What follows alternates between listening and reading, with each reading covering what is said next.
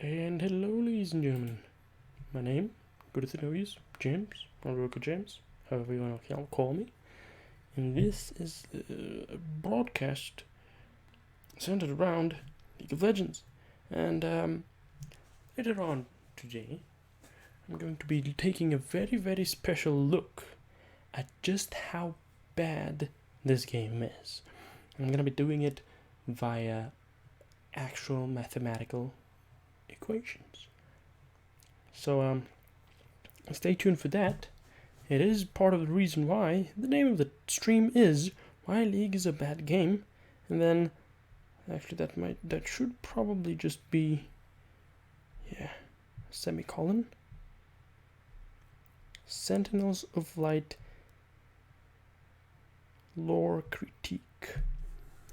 Alright, there we go. So first things first, I'm gonna just play through, watch the stories, figure out what's happening, because we are excited to find out.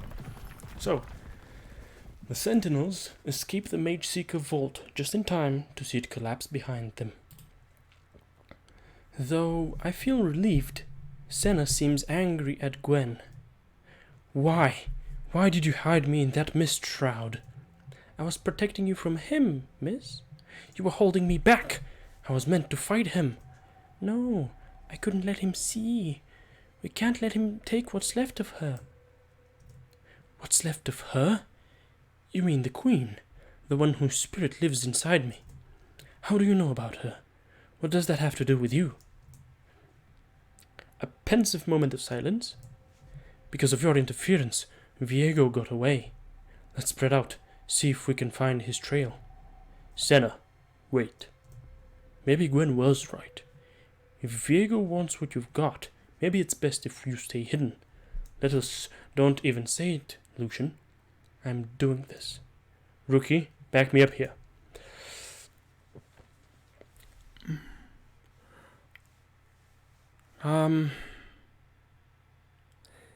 Okay, so here's the conundrum.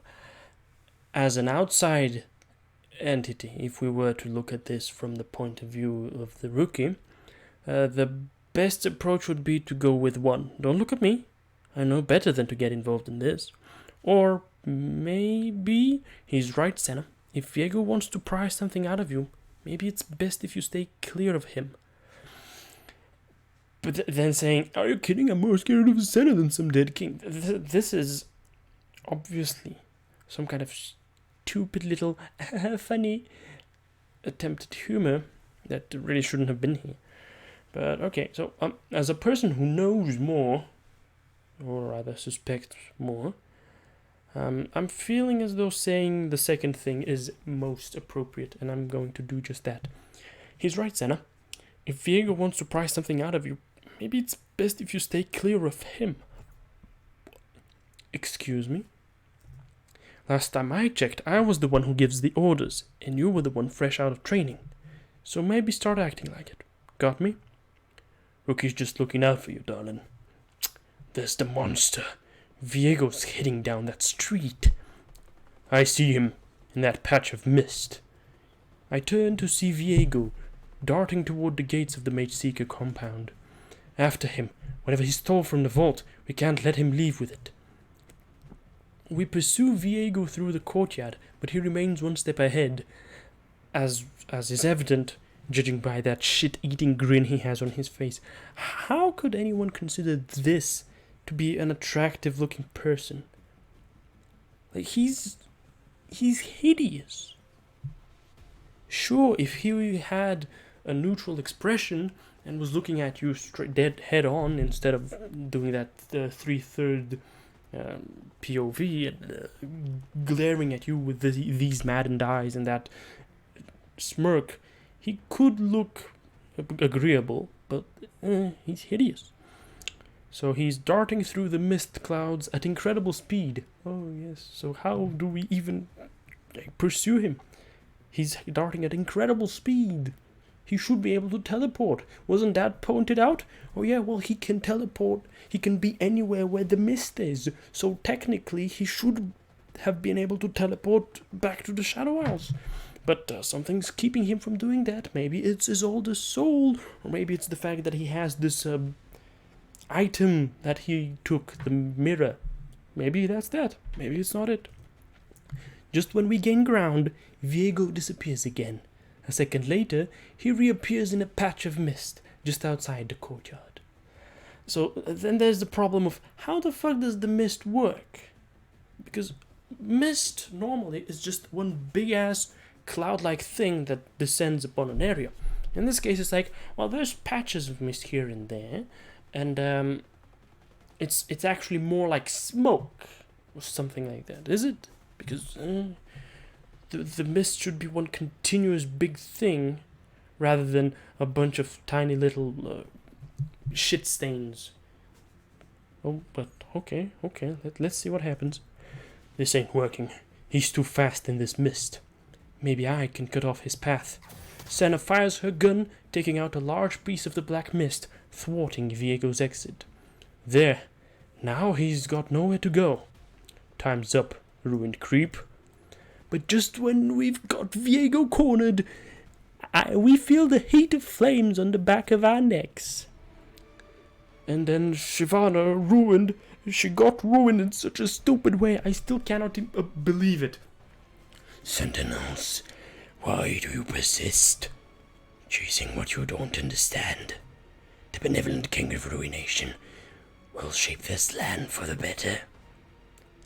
And that's evidence of her being mind-controlled and definitely possessed by Viego, because she doesn't know anything about him. He's put stuff inside her head, or he's directly talking through her. I feel as though he's talking through her. And your kind will not prevail.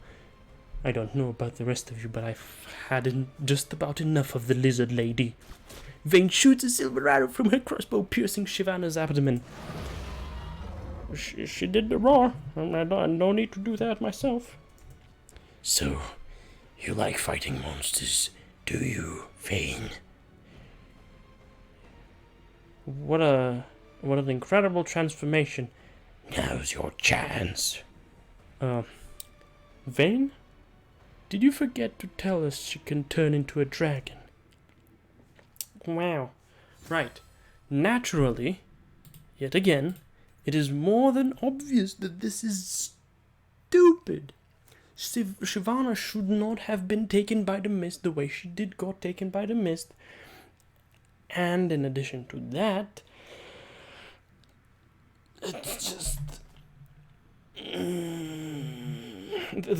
the connotations really make me dislike Vayne, and I'm 100% certain that she's not going to change at all.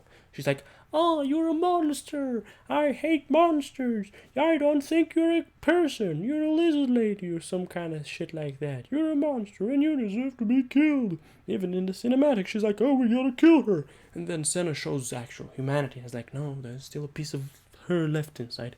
And then Vayne is like, oh, what's left of her? It's already a monster, so we don't really need to bother. We need to kill her right now. Kill all monsters, all magical creatures, everything magical.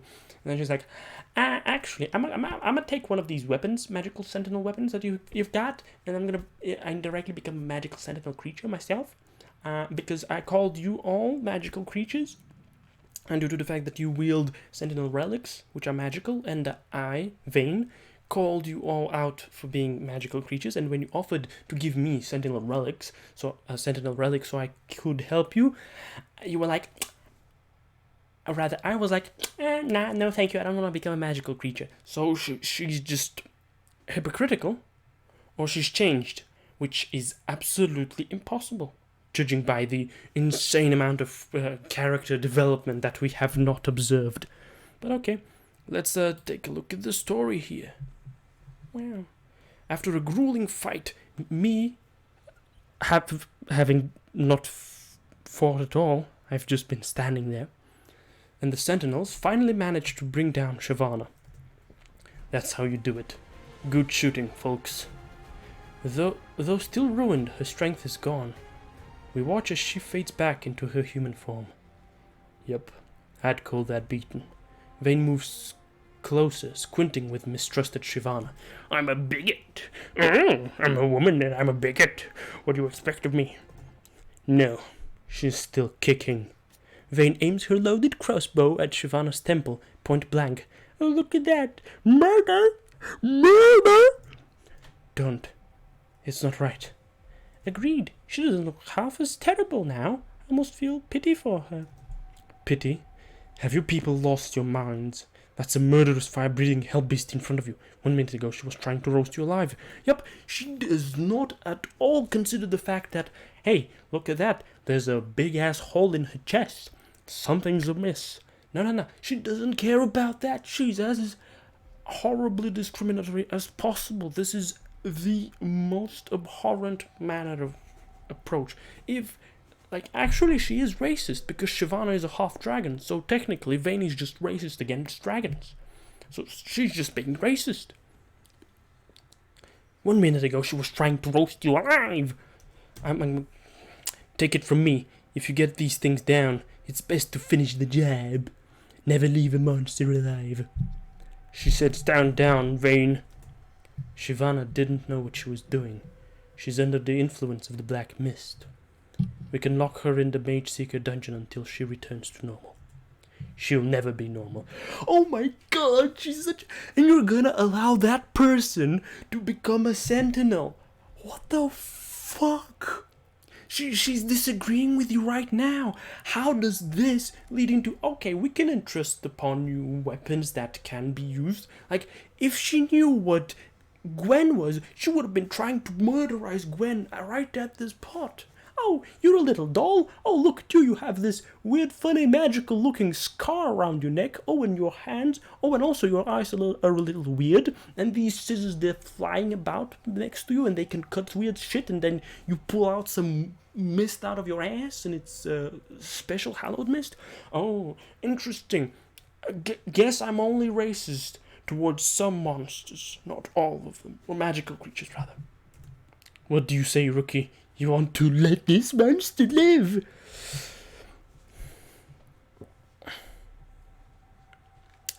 Yes, I'm with Senna. It would be wrong to kill her. Take it from me, kid. If you spare these beasts, they always come back to bite you. This is when Vayne joins the Sentinels. How? How do you accept this character into the Sentinels?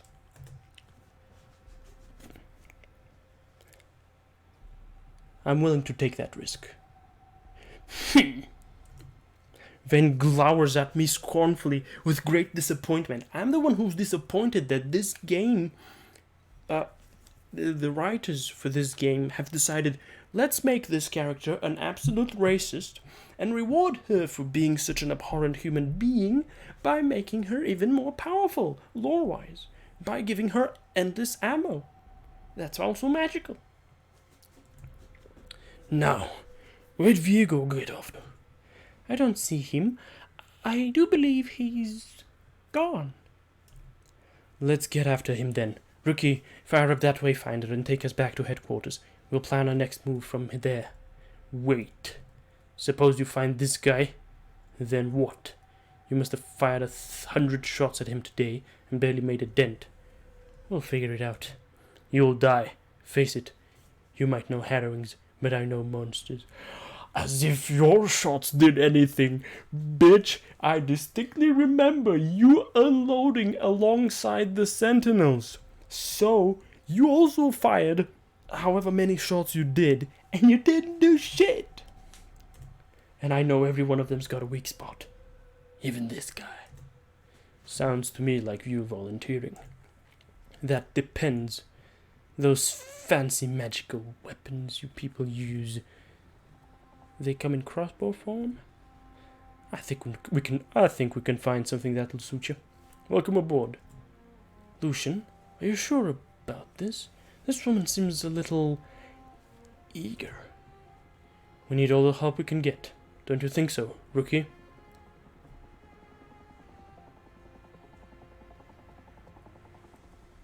I don't know. She seems more than unhinged. Well, this is just showing us a bigger issue. These two guys, they don't really mind that Vayne is really questioning the humanity of other actual sentient beings that are half human at least, and she's thoroughly treating them as if they are not human, as if they are not sentient. But okay, yeah, I'm gonna say she seems unhinged. I don't know, she seems unhinged. We'll keep her under control. No slapping, I promise. Don't know if I can stop her from shooting you though. Lucian? I'm kidding, Rook. See? I can do jokes. Good. Well, Vayne, welcome aboard. Are you sure you're ready to be a Sentinel? Are you sure the Sentinels are ready for me? She's ready as we'll ever be. I hope. Take us home, Rookie. What the... Okay, this is such a fallacy. Up to this point, Rookie has never been mentioned by name by the narrator. It's always been you. And then suddenly, Rookie activates the Wayfinder.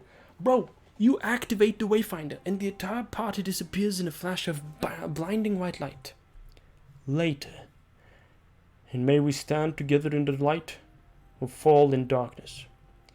May we stand together in the light or fall in darkness. By my authority and the order, I proclaim you Sentinel, Vayne. Fight bravely and remember your oath. Woohoo, I'm quivering with excitement. May I help you choose your Sentinel accessories? Or do say yes? Sure. Let's go, Scissors. Suit me up. As soon as the recruits leave, Lucian finds Senna lost in thought. What's wrong? It's not like you miss an... Reading.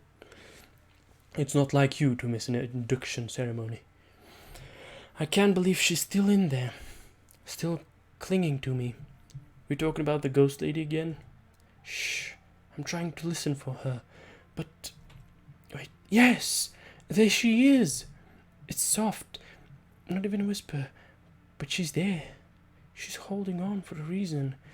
She wants me to fight him. And win. Not sure about that, Senna. I know you're not going to want to hear this, but maybe Scissors was right to protect you back there in the Mage Seeker Vault. Don't you start again. All I'm saying is if this piece of the Ruined Queen is what's keeping you alive, and it's what Viego is trying to take, then maybe it's best if you stay far away from him, and let the rest of us go fight him. Damn it, Lucian, this is my fight! You don't get to tell me how to fight it. Oh, everyone, you must look. She's simply wonderful. I can tell you already that she's not. A wardrobe change for the better, I must say. Yeah, not bad. Thanks for the haircut, Scissors. Yes, it is a wardrobe change for the better, but the sight is vomit-inducing. Due to the fact that it has connotations associated with it. And, I do not want to even have to think about those. The fancy magic crossbow feels good too. Now let's go find some wraiths to test it on. Indeed, I do love it when they shriek. See that? You've got an eager team. At least let them help you. Fine. Tell them to fire up the Worldstone map. We need to get on Viego's trail before it goes cold. Meanwhile, far across Runeterra, Viego holds the mirror he stole from the Mage Seeker Vault, staring at it with satisfaction. The rest of the pieces are out there, hiding. I'll find them all, even as the world itself stands in my way. For my mist spreads far to all corners of Runeterra, searching for what I've lost. Your victory is... I can't do Thresh's voice. Come on now, I'm just gonna do a voice. Your victory is imminent, my king. I know I have not always been a loyal servant, but it would be my honor to aid you in finding the fetters. I have no need of your help, Thresh. My harrowing spreads faster than ever, thanks to my new advisor.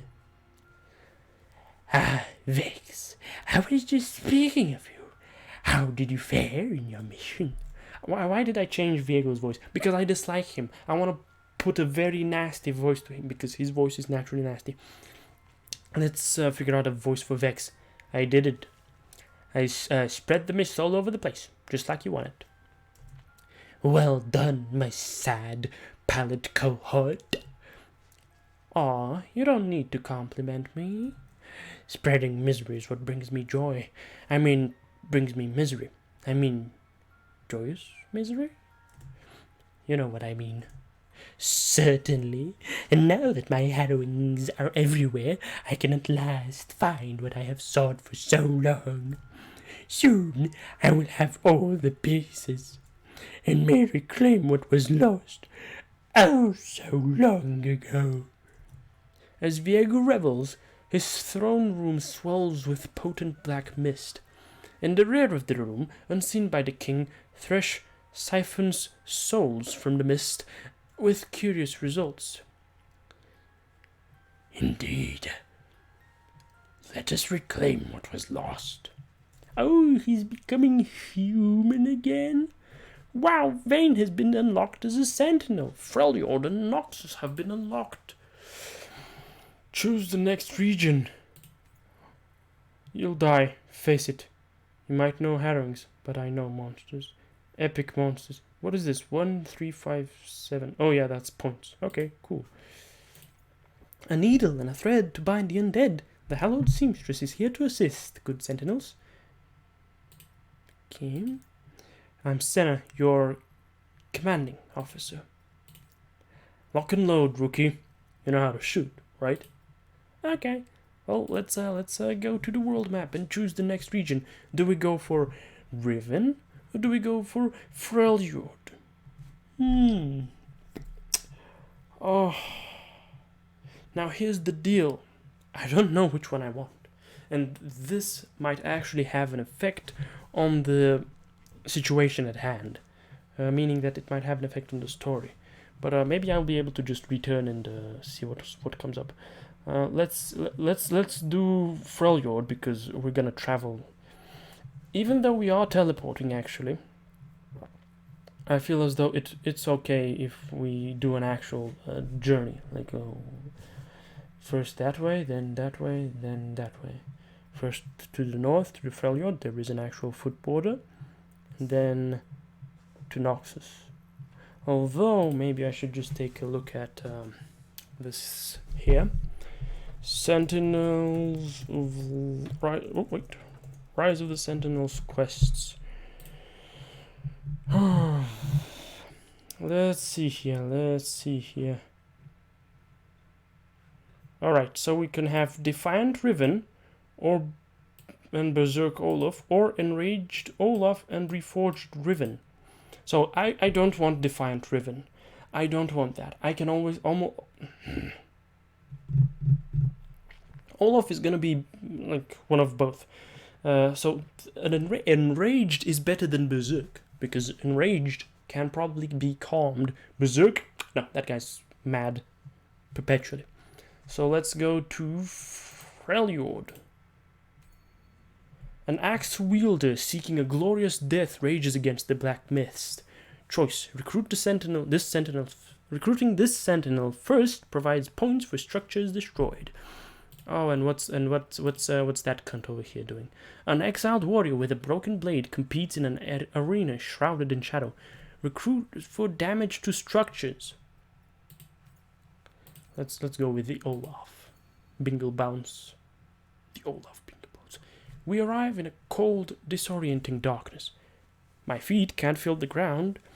It feels as if I'm suspended in ice. What's happening? Where are we? I can't feel my nose. What strange sensation is this? You're just cold. I think we're in a snowdrift. Guess this is where the Sentinel base is. Or was. Looks like we won't find any Sentinels here either. The place has been buried in decades of snowpack. Snow? What is that exactly? You're a strange one, Scissors. I'll tell you about it later. Rookie, are you with me? Try to dig out of this. Go up.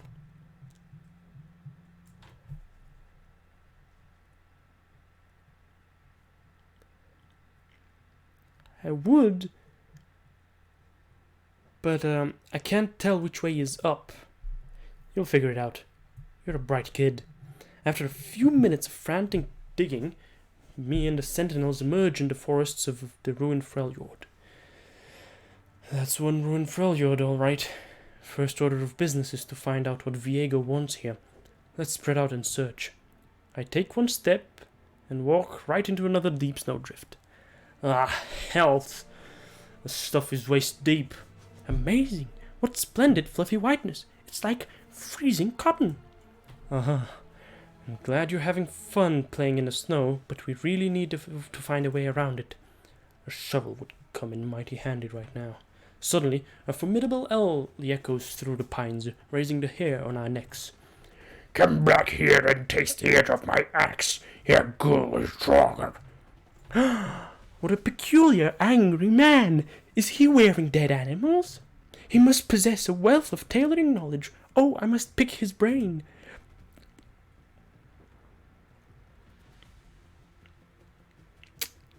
Gwen, in my experience, it's best to stay away from furious people swinging axes. Hang on. I think I know this axe wielder. Name's Olaf. He's a good guy. As long as you don't piss him off. The crazed berserker attempts to chop down a wraith with his steel axes. Why won't you die? He seems to hate wraiths. How bad can he be? Not only that, look what he's doing to the snow. We watch in disbelief as Olaf hacks his way clean through the snow drifts, leaving a clear path for us. This looks like an opportunity. I say we get behind this maniac and let him plow us out of here. Wonderful! I just know we're going to become fast friends.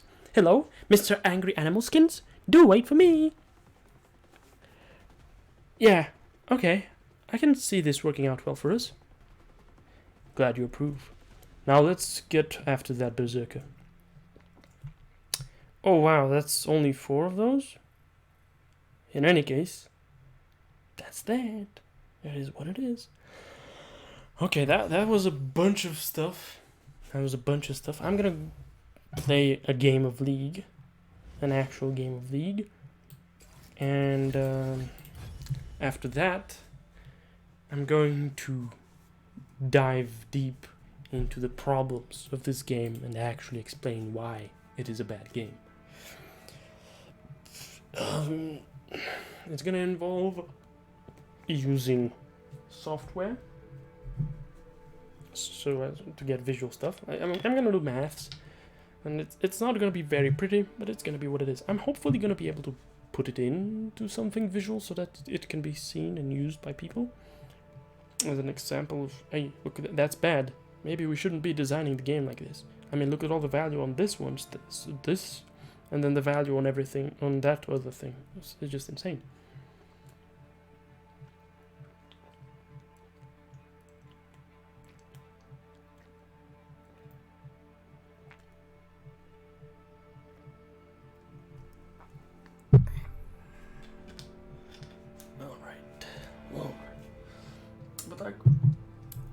Alright, I'm still baffled by the fact that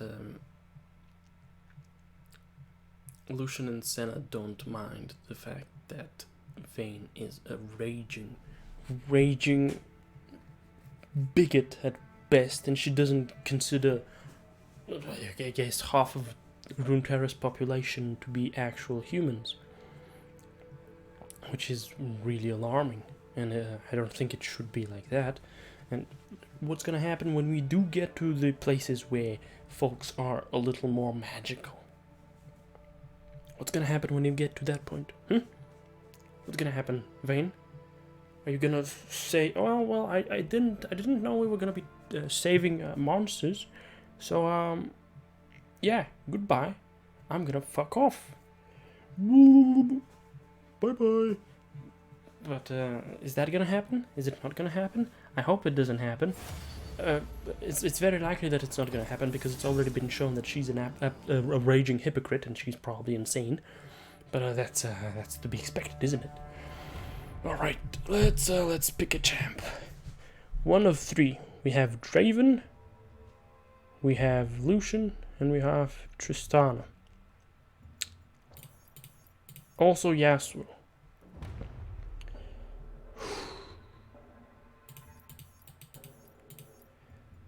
I need to get an S. Windshitter syndrome. Oh, he's gonna go. Oh, 10. You're gonna go for the power spike? Okay.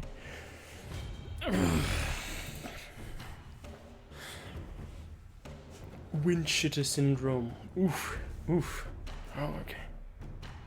A rare deadly condition. Alright, so do we go Beast Hunter, Prime Time, or Santa? Tell me in the chat as fast as you can, because we have 9, 8, 7, 6, 5, 4, 3, 2, 1. We're gonna go Santa. Bad Santa. Draven, of course. But it is still a Santa Draven. And I think I'm picking him because of the fact that the sound effect when he lands his axes is actually satisfying, whereas the sound effect that plays when say Primetime Draven lands his axes is absolutely miserable. It's like some kind of muffled whoosh. Alright, so no mastery score. Oh my god, that's a master. Oh wow, that's a what? That's a master tier goon. Alright, cool. Can he carry me? I would want to see that happen. Oh yes, Yumi. Oh my god, so many people are playing Yumi and it's just absolutely rancid. How the fuck can you live with yourself? I mean, sure, you can live with yourself. It's incredibly fun, most likely. You don't need to worry about anything. You just sit on the guy and you throw out spells. You throw out one spell and it's a homing spell of sorts. And you just win because your champ is that insanely strong. I mean, I'm saying that as I'm playing Draven, but then, in a sense, Draven isn't anywhere near as strong as this thing. This thing is like one of the most powerful characters in the entire game, and I'm gonna talk about that at length. I'm probably gonna avoid mentioning Yumi because this is just some kind of cancerous anomaly.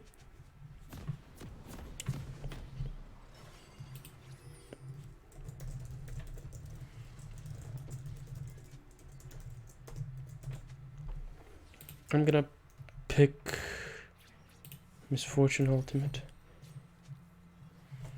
Nah. MF Ultimate might be better.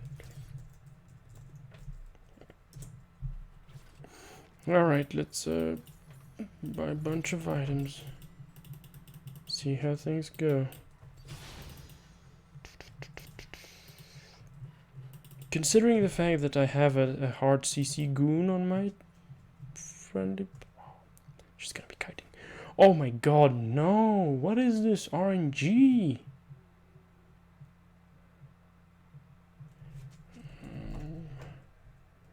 Gwen might be good. Huh. Those are some good ultimates, lads. But they also have a bunch of good shit. Especially that.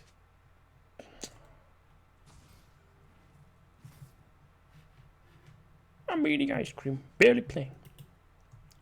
Well, let's have him enjoy his ice cream. Double Dorans.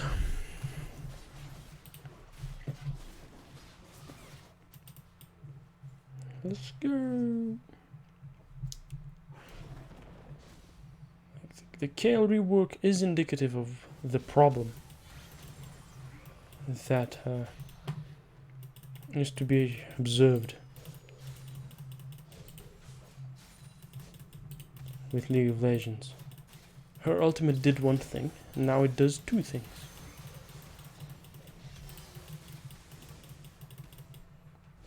Oh, you have that emote.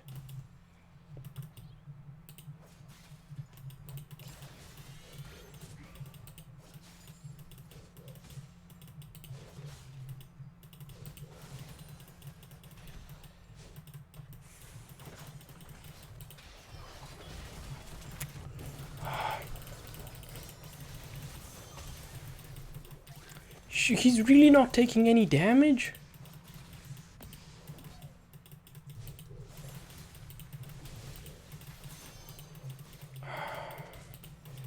Look at that. Zerath's passive on the Zerath and Zerath's passive on the Yuumi, but she also gives a shield. Oh, that felt really fucking bad. Me using the Misfortune ultimate and not achieving anything with it.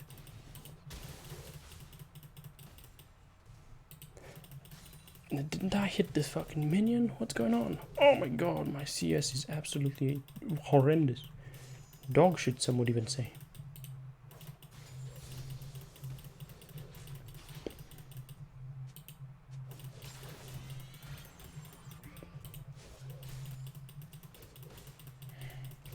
Who's a jungler? Viego. There's barely any games that don't involve Viego in them, and that's not a very fun experience, frankly. I'll be leaving. It's gonna push into us slowly, so I'll try to enjoy that for as long as I can.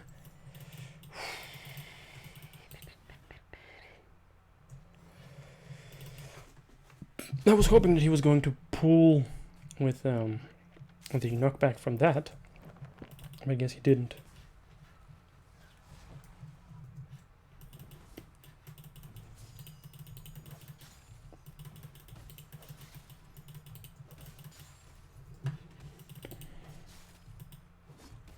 Oh, and he's talking shit. He's talking shit. Oh, you can tell that guy is a miserable asshole. They flashed.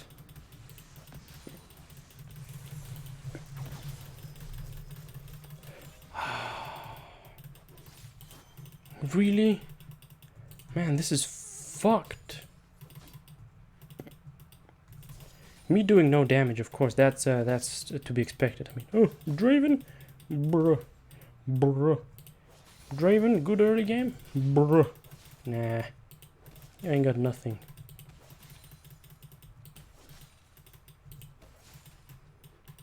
Literally almost double damage per hit. How the fuck did that hit me?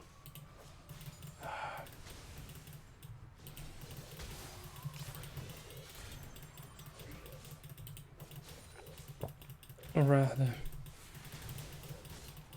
Oh, look at that. He just regenerated all of his mana.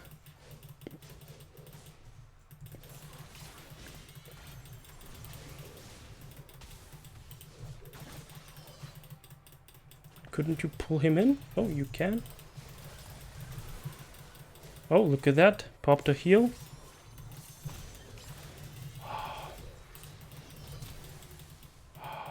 Oh, I just walked into that one. But yeah, funny. Just like,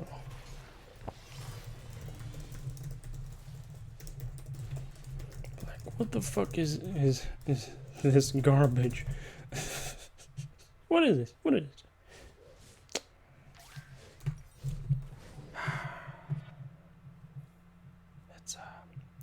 It's definitely fun.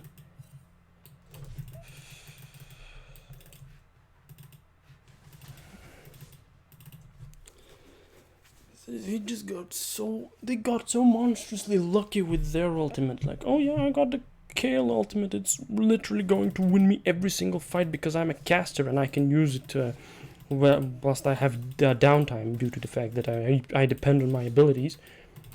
So yeah, just eat shit and die, you fucking pleb. Yeah, maybe I could have taken Yoni's ultimate, but maybe it's not. And of course they're both buying. Oh yeah, buff his AP up. Look at the fucking move speed this piece of shit has. Holy crap, that's insane. Oh yeah, you're dead, bro. Oh, I'm also dead. Oh, that hit me. Look at the move speed bonus. Look at the move speed bonus he had. He doesn't even have boots. Oh, he has boots. Oh, wait, never mind. That gives him... Oh, that also gives cooldown reduction. Oh, League of Legends is a fun game. Fungame.com. Yeah, even if I had execution healing reduction, was that gonna help me at all? No, of course not, because it doesn't matter. It doesn't matter whether or not they heal for 100 or 70 or 60. They're still healing, and I'm not healing because my champion is reasonable.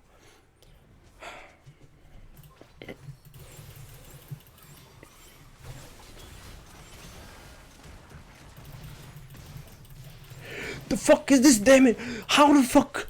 270 per pop. Okay, cool. Okay. And also, I walked into that one again.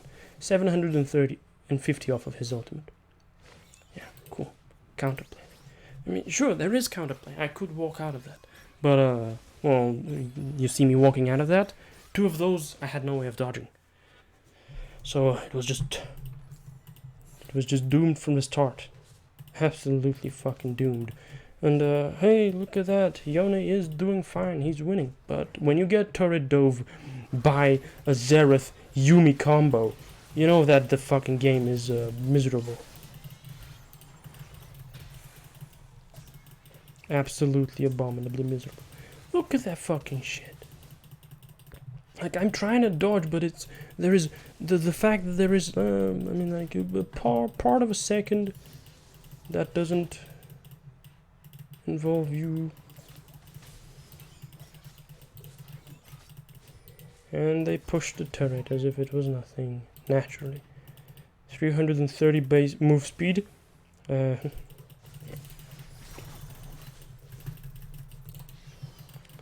Look at, how are you outrunning me, bro? How are you outrunning me? You're slowed by 20%. Yes, I have more move speed than you, and you're just outrunning me because, why not? My heal gives...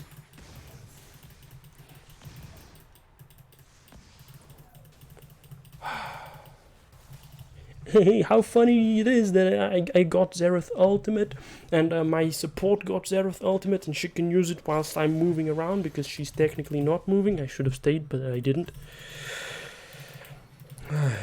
Yeah, I mean, actually, had I stayed, nothing was going to change. This is just absolutely miserable.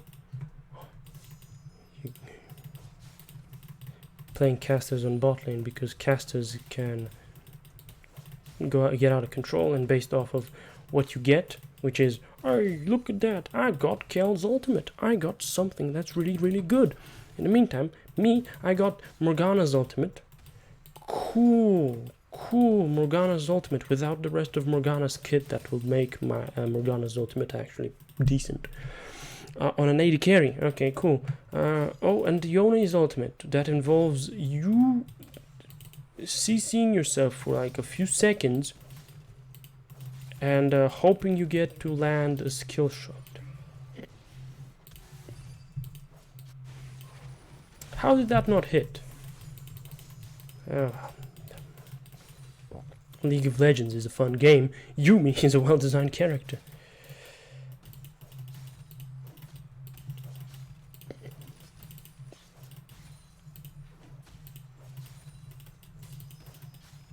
I mean, sure, I could have probably gone for first item Executioner's Calling to see if that's going to help at all, but the likelihood of it actually working wasn't anything to even consider due to the fact that, hey, they still deal damage.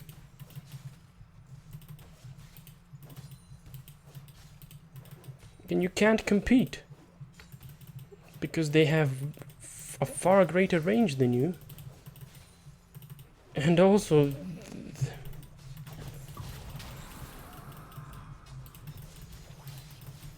oh wow, bro, look at that shit, 50% critical strike chance. I mean, there's no there's no winning this.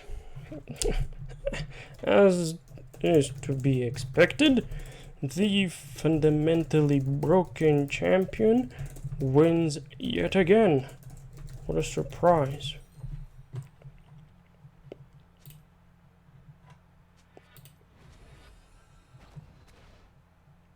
Oh, yeah. of course. Yumi.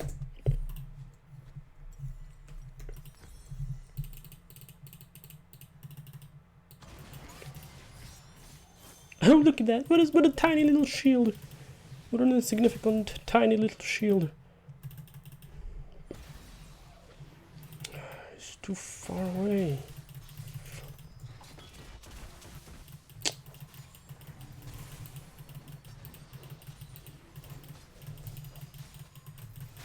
That hit? Okay.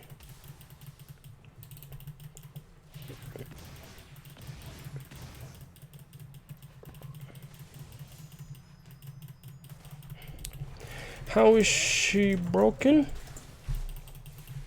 Untargetable 90% of the time. Gives free bonus AD and AP. Has infinite mana because she has Xerath's passive, but it also gives a shield.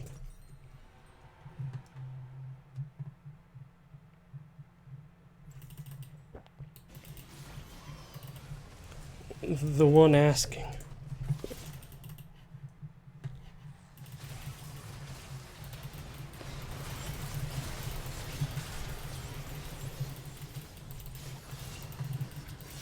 Alright, well, funny. Oh.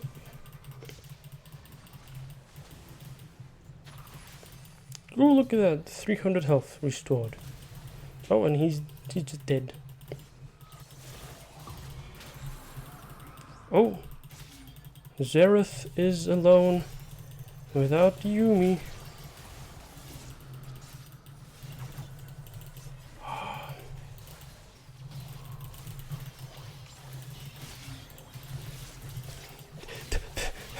Yeah, right. Of course. 3 hits, dealing 1300 damage. Okay, game's lost. Nothing to even consider. Broken by design, as stated. Literally jumps on the Yasuo, and Yasuo suddenly has 350 AD with those items. I mean, you see a problem here? I think you do. I think there is an issue. A very, very, very big issue. Look at that. 400 AP with those items. And Viego got a solo Baron Nashor kill because Divine Sunderer is very good. And he can build anything at all. And he's not going to be behind whatsoever because his graciously wonderful support.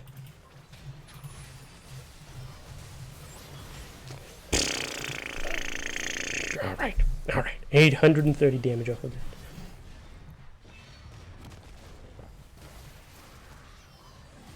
There's no winning here. There's no winning. Yeah, sure. Yumi is prime time anti-fun, as stated, fundamentally broken, increasing stats of attached champion by like 25%. Look at that, 470 AP. And as soon as Yumi lets go of him,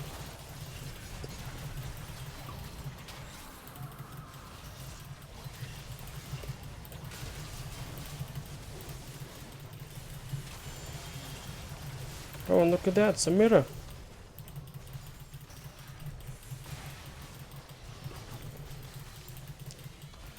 Look at the move speed bonus he's getting.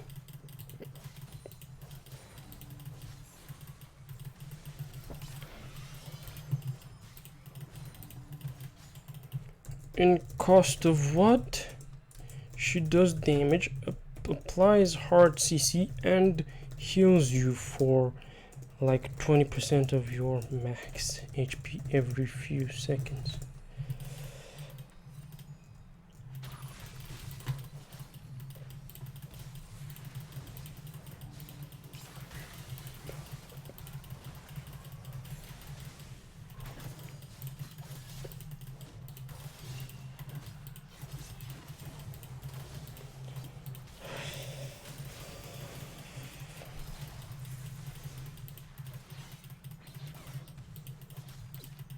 Look at that. Oh, wait. Oh, look at that. Cool, cool. One support item. One support item. Not no mythic item. No mythic item.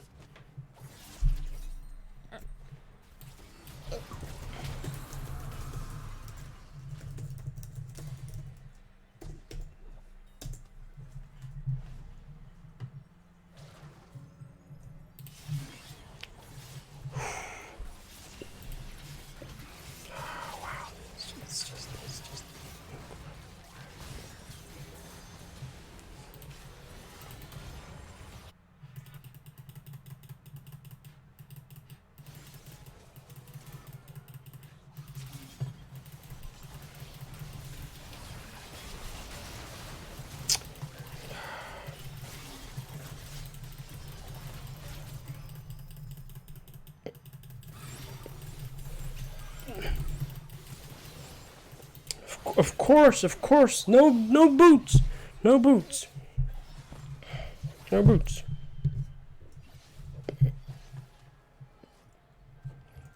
Yeah.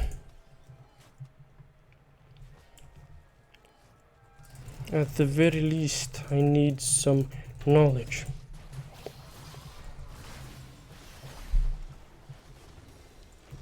You just AFK spam buttons.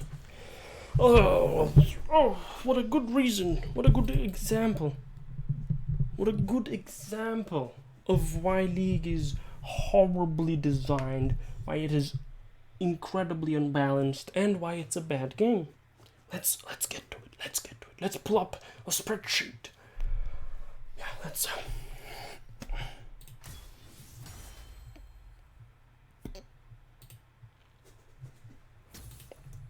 zero macro, almost no micro. Just sit on the Xerath, spam spells if you're low on mana, detach, hit M1s, and then reattach.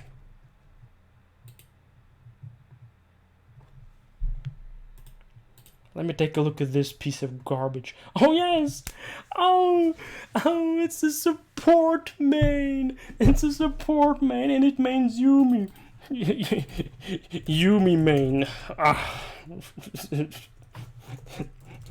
You're not even playing the game.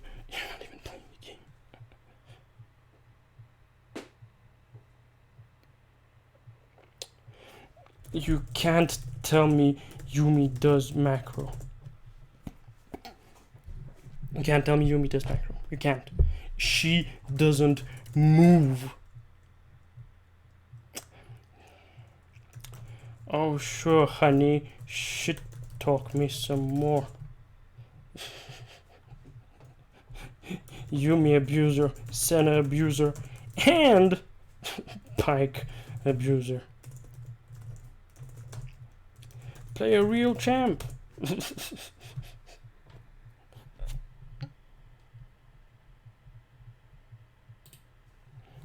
Play a champ released more than 2 years ago, when folks actually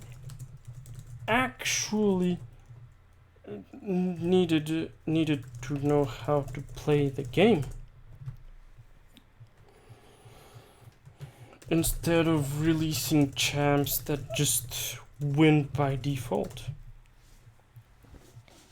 Holy crap, this is ridiculous.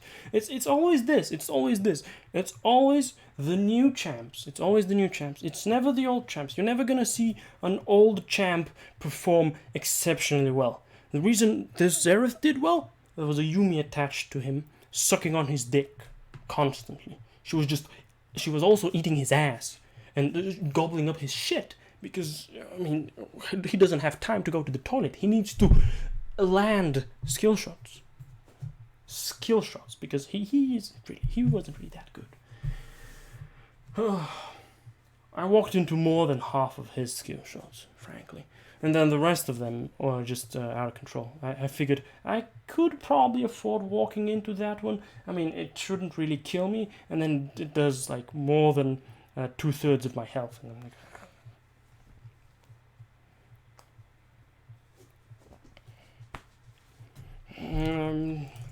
there's nothing holy about it.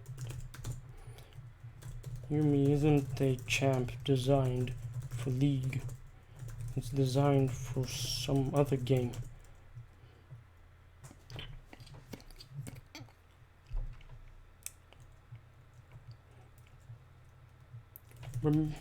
Remember interesting champs?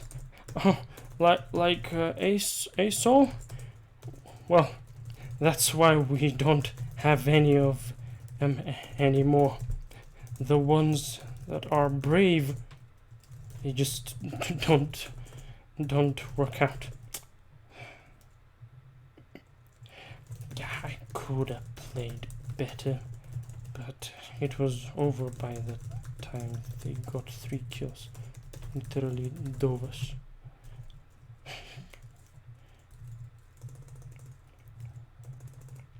And they also got lucky with the Kault downtime on Zereth's spells. Pops it.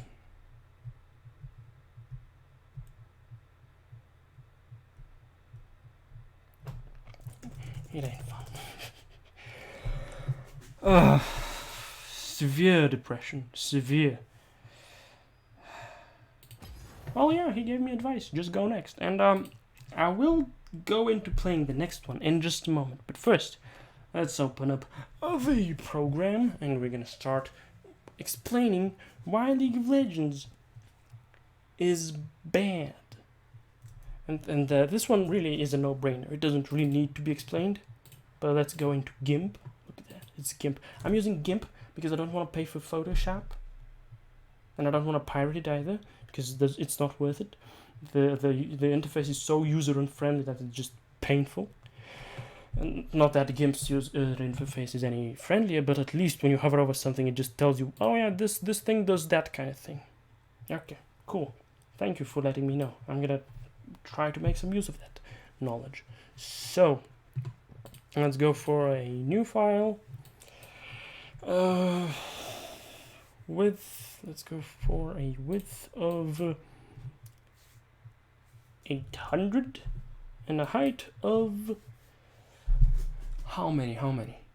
3 times longer than that. 2400. Yeah, let's go for 2400. So I have space. To plop shit down. And naturally, we're going to take 2 examples, 2 example champions, to start off with the big meme. Right. Sivir, right, and Yasuo. Why are we gonna pick Sivir and Yasuo? Well, because Sivir and Yasuo. Ooh. Okay, cool. Are both marksmen. They're both marksmen. Right. That's characters. For Sivir champion, I want champion.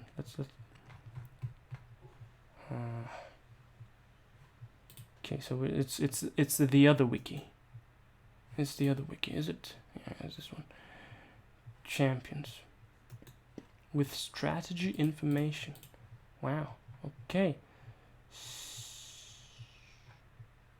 Yikes. Right. Sivir.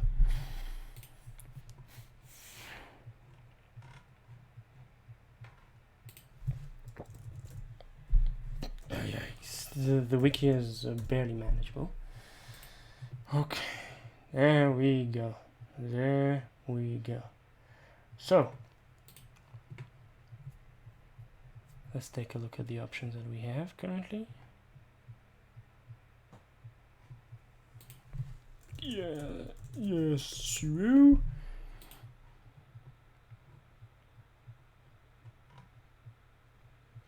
And Let's go for a very simple thing. Let's go for a very simple thing. All right, so we're just gonna make use of the snipping tool to get the memey little images that we're looking for. So first we got Yasuo over here, ugly cunt, and then we actually undo that. To new layer, right? And then we're gonna have Siva.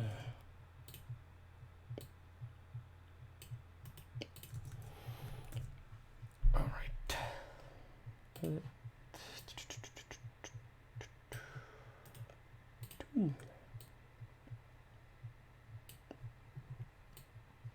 There we go. Yeah. And let's also put down a big wall of text. Why League of Legends is a bad game. And also, let's not even bother with that. Boop, boop. Let's center those. Boop, boop. League of Legends. Oh, the logo is so hideous as well. Minimalist, simple, utilitarian. Okay, why League of Legends is a bad game.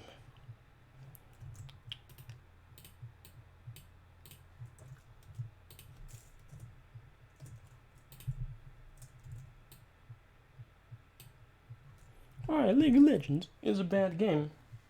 Oh. Alright. Well, we have two champions. We have Siva and Yasuo. So, let's take a look at champions. Actually, let's take a look at champions in this one right over here. All right, so champion by role: assassin, fighter, mage, marksman. Oh wow, interesting. Well, why then does this happen to me? Let me just go into what? Chapter 2. Oh, Ionia and Targon are unlocked. Cool, I guess. Cool. Let's go for a custom game. Training practice.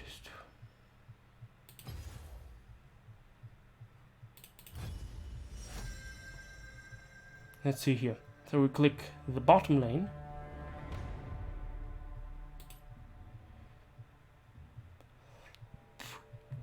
Okay. And look at that. These champions go bot lane. Siva and Yasuo. They both go there. Alright? That's interesting, isn't it? So we have this. These champions, they both go to the same lane. What does that tell us? Well, that they are going to be fighting one another, and that would imply that they should be somewhat evenly matched, right? Shouldn't they be evenly matched? Maybe they should be evenly matched. Maybe they shouldn't. Who knows? I don't care. I guess. Or rather, I do care. Okay, let's actually underline the fact that they're going.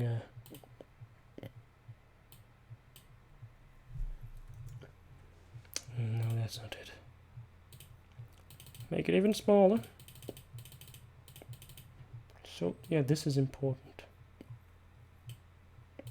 This is important. And then, yeah, they go bot lane. They go bot lane. Both of them. Look at them. Look at that and that. They both go bot lane. Let's take a look at something. Let's do a long dividing line, because that's what we're gonna need. And let's take a look at abilities. Let's take a look at them. So there's we're gonna go for Sivir's first ability,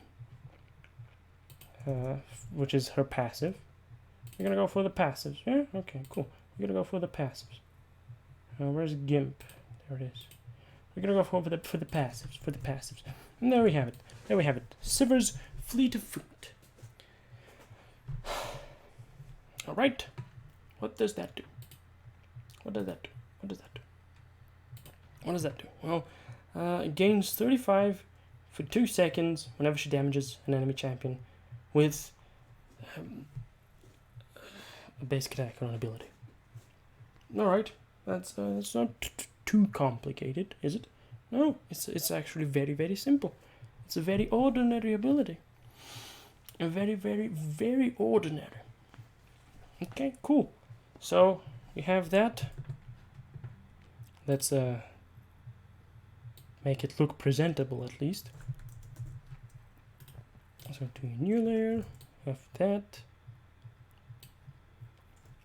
Then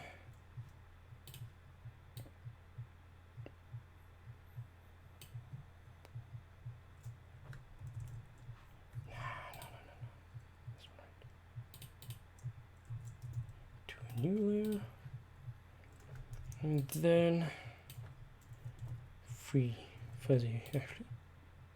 Sivir gains X move speed.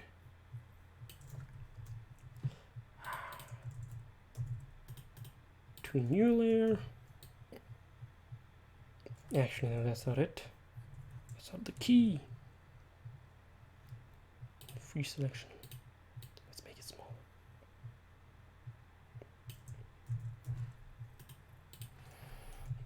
Innate. Sivir gains X amount of move speed whenever she damages champions with an ability or a basic attack.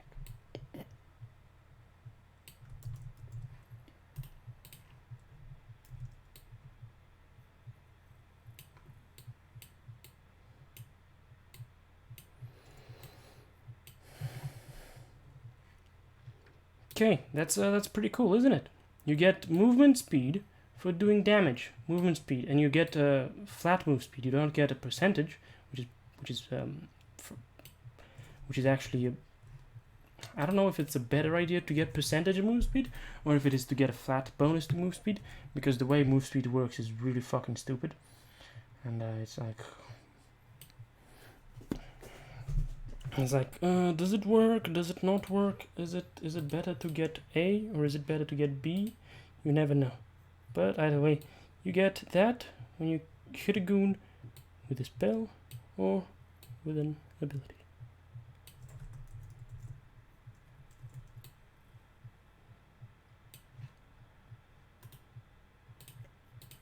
Alright, that one. Delete that layer. So, it's as simple as that.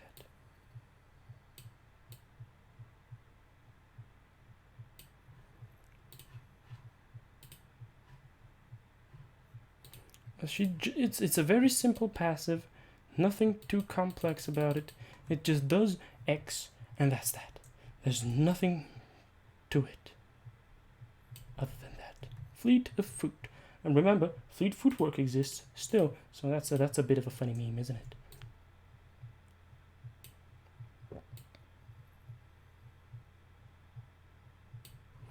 Alright, let's merge them all down, make it easier for me to manage this whole thing. Fleet of Foot. Okay, cool. So she gets 35 to 55 bonus move speed based on her level.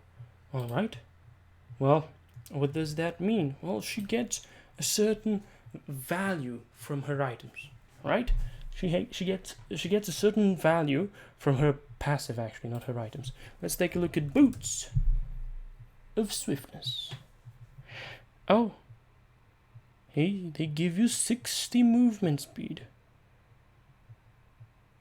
Okay, so Boots is the actual component, and Boots as the actual component gives you 25 movement speed And dividing 30 by 25 gives us a certain value. What is the value that we get when we divide that? Boots.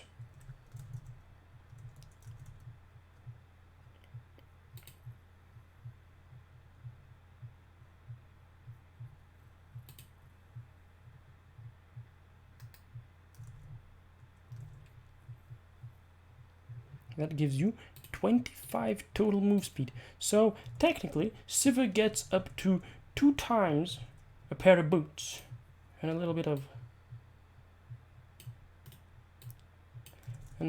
that. What does that mean? Well, she gets, let's say, so 300 divided by 25. 300 divided by 25 equals, let's see, so we technically divide it into 5 portions, rather. By 5 would be 60. So 5 move speed equal 5 move speed. 5 movement speed costs 60 gold. Is worth 60 gold, right? Yep, that looks like it. That's the case. That looks like that's the case. So technically, Sivir, 55 move speed, 55 movement speed is worth 660 gold, right? And that's pretty much accurate, isn't it? I think it is very much accurate. So that's all the bonus she gets. And yeah, fair enough, it's not a static bonus, it's actually movement based bonus. So let's take a look at other movement items.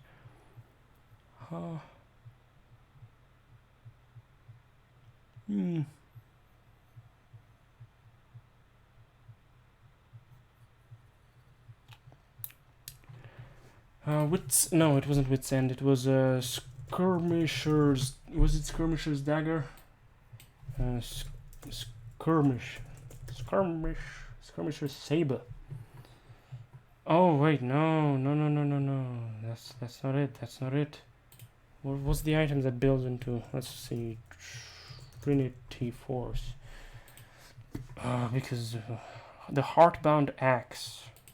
Yes, right. So the Heartbound Axe, we have 450 gold, but rather it's actually more than that. So the dagger costs 300 gold for 12 attacks, 12% attack speed, which means that like 4% attack speed costs 100 gold, meaning that this is like what, 75 gold for 3%. No, yeah, for 3% it's 75 gold. 75 gold for 3%. Let's actually make them do the maths. So dagger, longsword, and Heartbound Axe.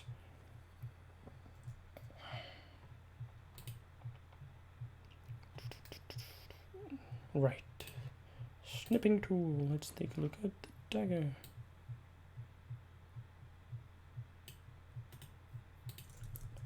Slap a dagger down.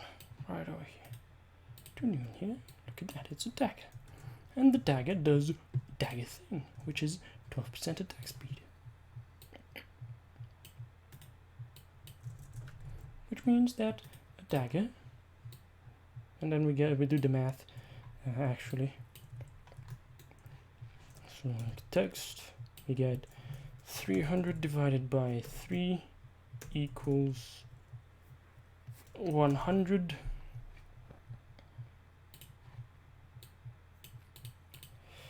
So that's 4% attack speed equals 100 gold.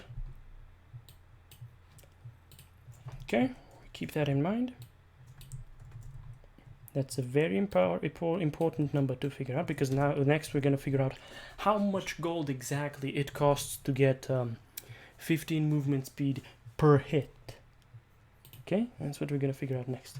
So next up we're going to look at longsword, because we need to figure out longsword costs 350 gold. So attack damage is more expensive than attack speed, by the looks of things. Who would have guessed? Alright, what does a longsword do? It gives you 10 attack damage. Alright.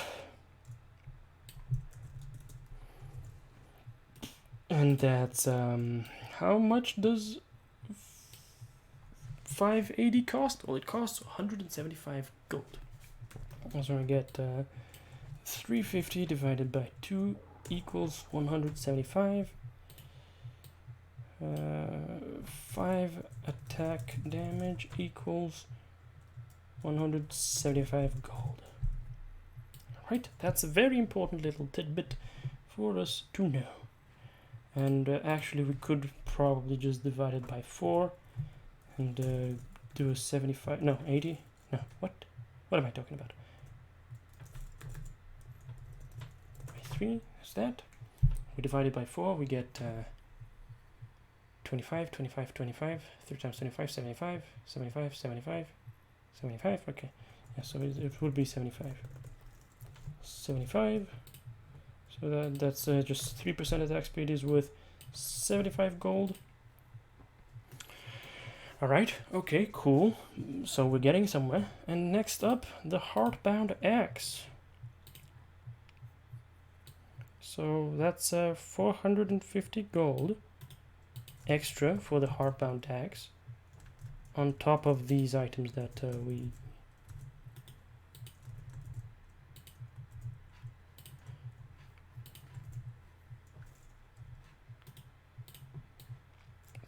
Right, so yeah, that requires a longsword and a dagger, so that's 300 and 350 gold. And but what's important here is what the Heartbound Axe actually provides us, the players, the folks who purchase it, with. And let's take a look at what we get. Okay, let's see here. Copy that. Boop. New layer. Oh, interesting. So that's an extra 175 gold and an extra 75 gold. So that's undo that. 5 attack damage extra equals 175 gold, and then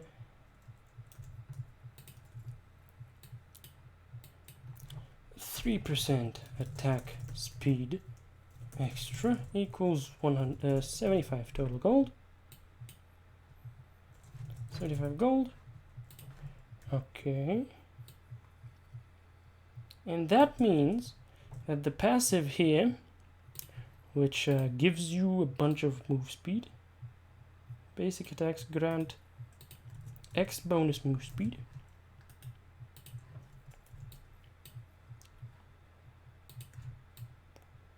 Then this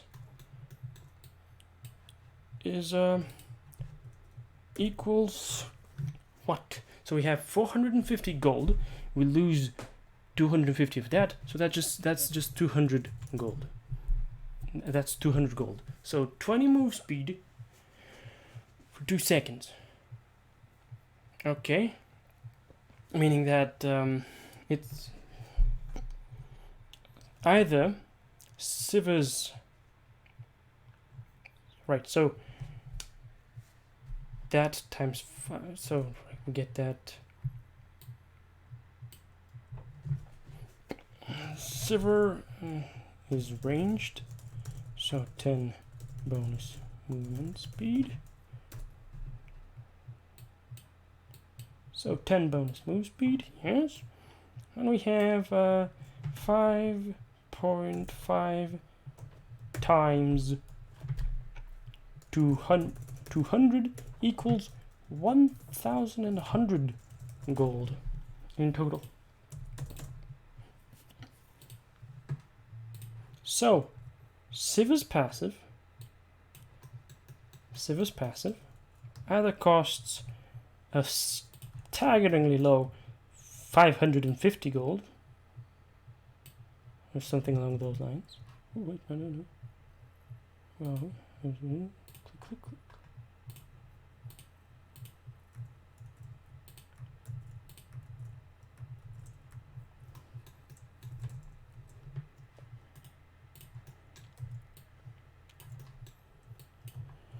Okay, so double dots is equal to 1,100 gold or 660 gold, or 660 gold.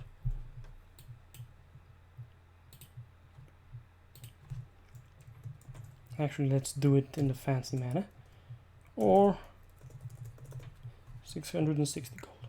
There we go.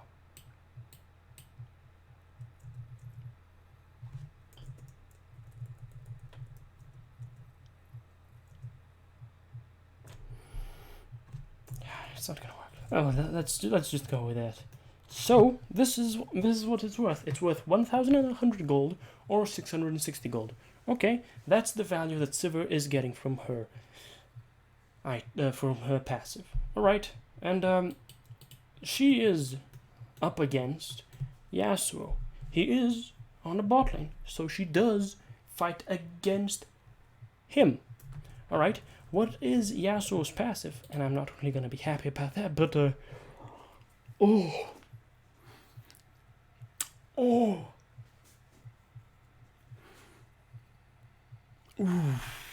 Let me take a look at that.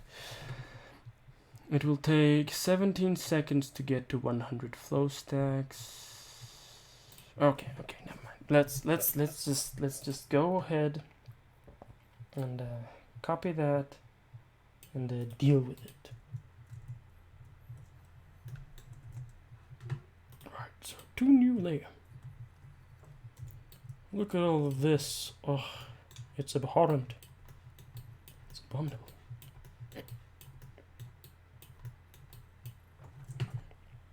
So that fella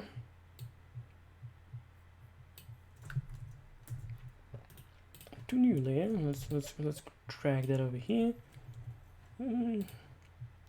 Let's take the passive icon. To new layer. Okay. Intent. So naturally, right off the bat, this passive has 2 things it does. It doesn't do 1 thing, it does 2 things. Or rather, it does 3 things. Let's say 3 things. So, this is a pain. This is pain. Intent. To new layer. We're gonna do each passive in each side of his passive by itself, because doing both of them, that's just not gonna be good at all. So let's get going. So Yasuo's total critical strike chance is multiplied by 2.5. And then there's a little but his critical strike spells deal a little less damage.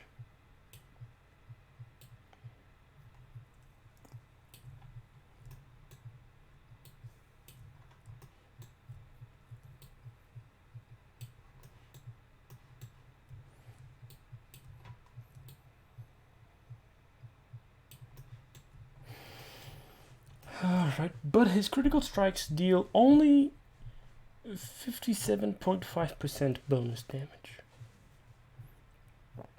Okay, so instead of doing 75% bonus damage, he deals 57.5% bonus damage. So he loses how much?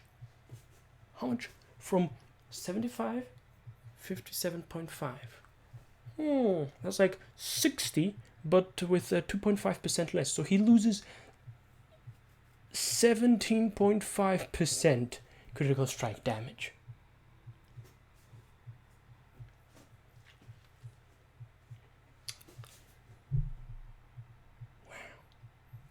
Wow, amazing. So, wouldn't you say it would be rational for his critical strikes to deal 2.5 times less damage? Less bonus damage than normal critical strikes. Say, as an example, wouldn't it be more reasonable for his critical strikes to deal 25% bonus physical damage? Or maybe 50? Why is he losing so little when he's gaining so much? Oh, let's actually dial it down a bit. Let's go back. Let's go back and take a look at the important things, which are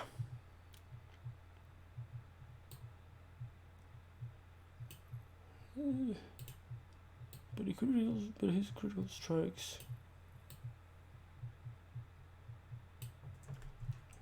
Okay.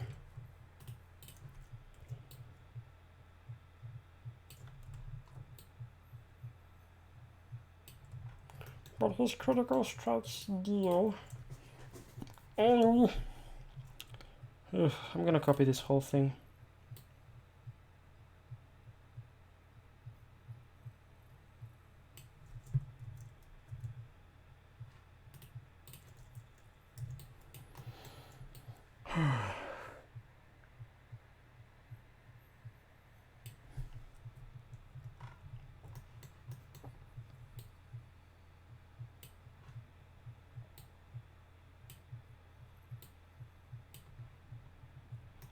Only XXX bonus physical damage. Alright. And then there's the addition on top of that. Every 1% of critical strike chance in excess of 100% is converted into 0.4 bonus AD. So that's like 20% critical strike chance gotten off of his purchases.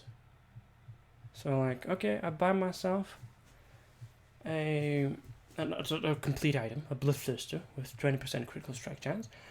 I get 50% instead of getting 20% because of me being Yasuo, and that means I get 4 times 5, 20 AD on top of that, 20 AD. So okay, all right, interesting. Let's keep considering these things. Let's keep considering this. So in addition, additionally, actually let's just take additionally, because that's already a problem. Additionally, you don't need additionally. Additionally is too much, you fucking bitch. Let's actually merge these down a bit.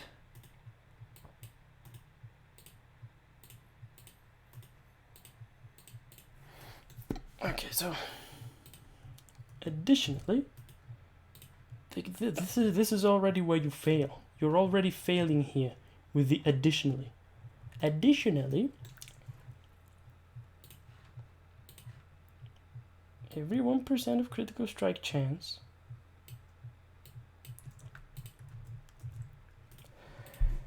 in excess of 100% is converted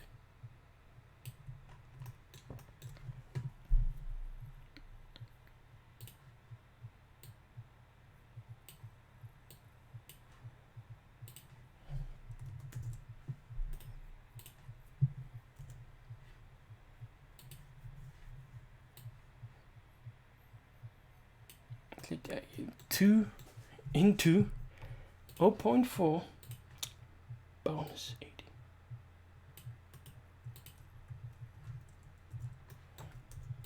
And I'm gonna deal with this right now.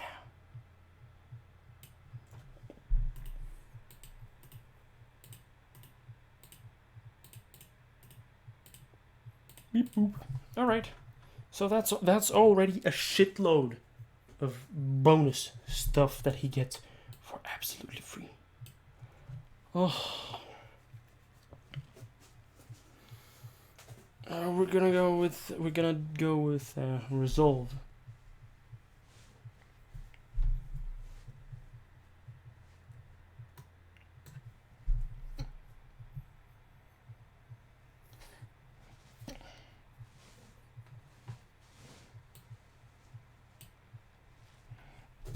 Yeah, let's do that one as well. I don't want to have that mingling about. So what is that? Well, this is a shield. Yasuo gains a shield. And what is a shield? Well, a shield is temporary health. Okay. So a shield is technically you getting health. Okay. Yasuo generates flow.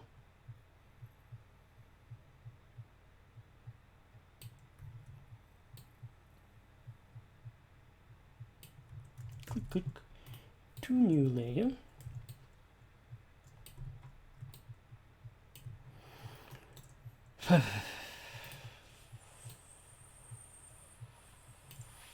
We're gonna be looking at it from like a end game perspective, so I'm not gonna take into account the 59, 52, 46, 52. I'm just gonna go for 46.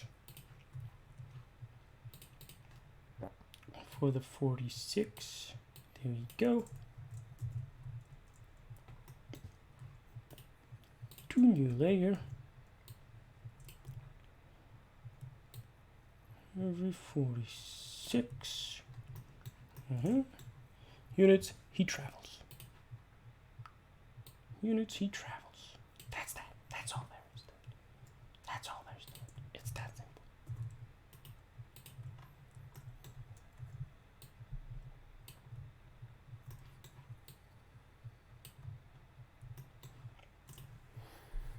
Click, click, click. Alright, cool. At 100 steps. Upon taking damage from enemy champions. Upon taking damage from enemy champions and monsters.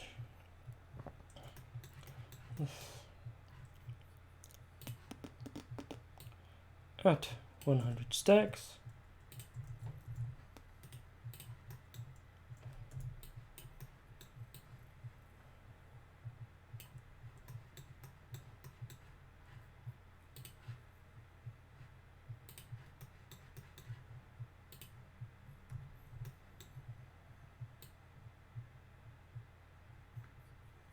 And upon taking damage,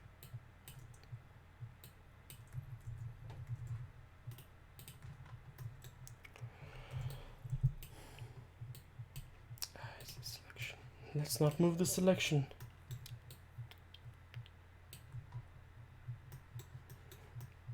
Yasuo consumes all flow to shield himself for 525 base.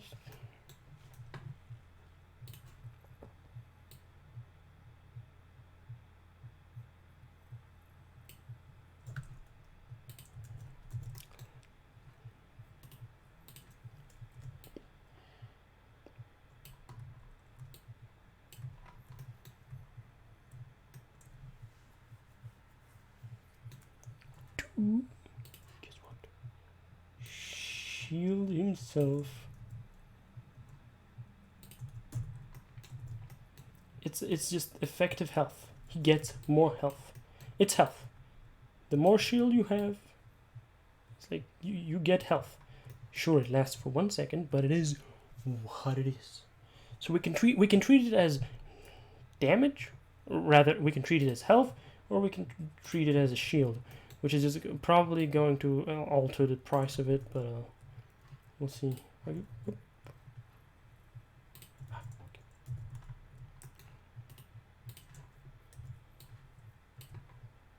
Shield himself for 525. Alright. 525.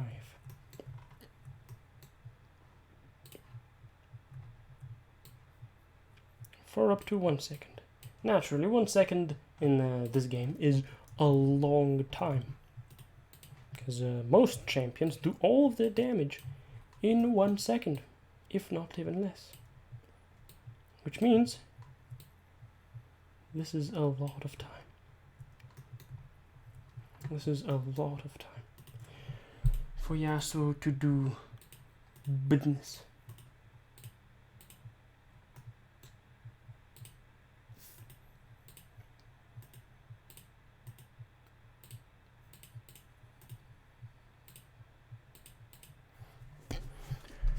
All right.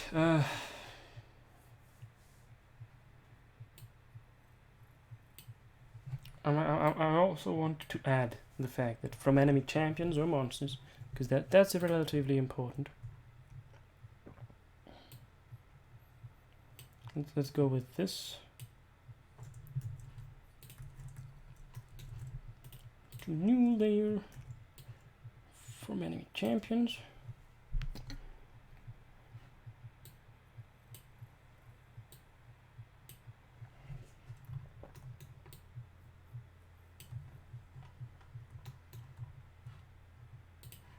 Or monsters. Come on now. Or monsters.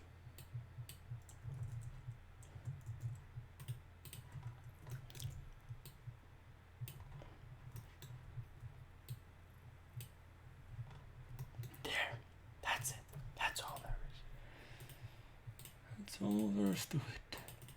That deleted. So we have an insane amount of stuff that he's getting. So his total critical strike chance is multiplied by 2.5. Alright, let's take a look at Cloak of Agility.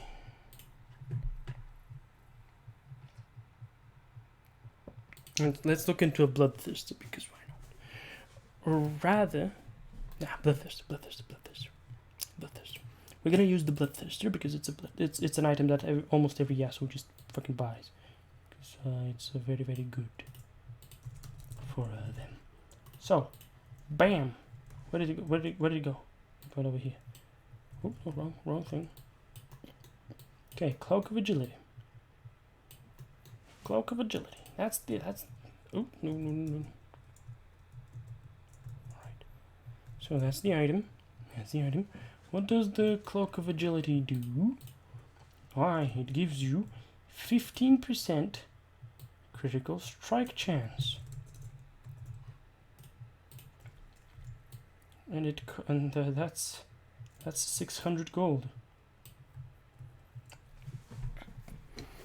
Thus, we can safely assume that we divide 600 by 3, which equals 200, and then we have 5% critical strike chance equals 200 gold.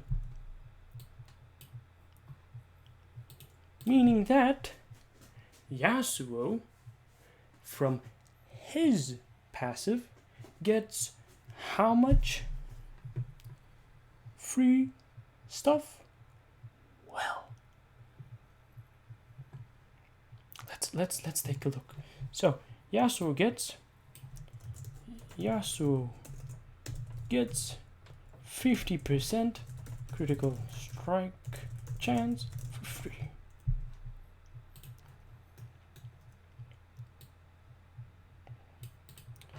So 5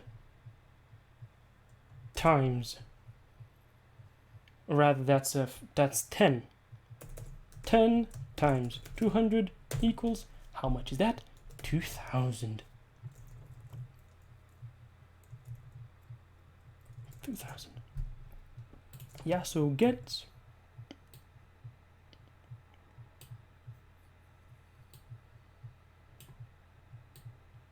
Yasuo gets 2,000 gold for free. Alright, let's write that down. Let's write that down. Let's write it down. So that's 2,000 gold already. 2,000 gold already. But let's agree with that. Let's agree with that.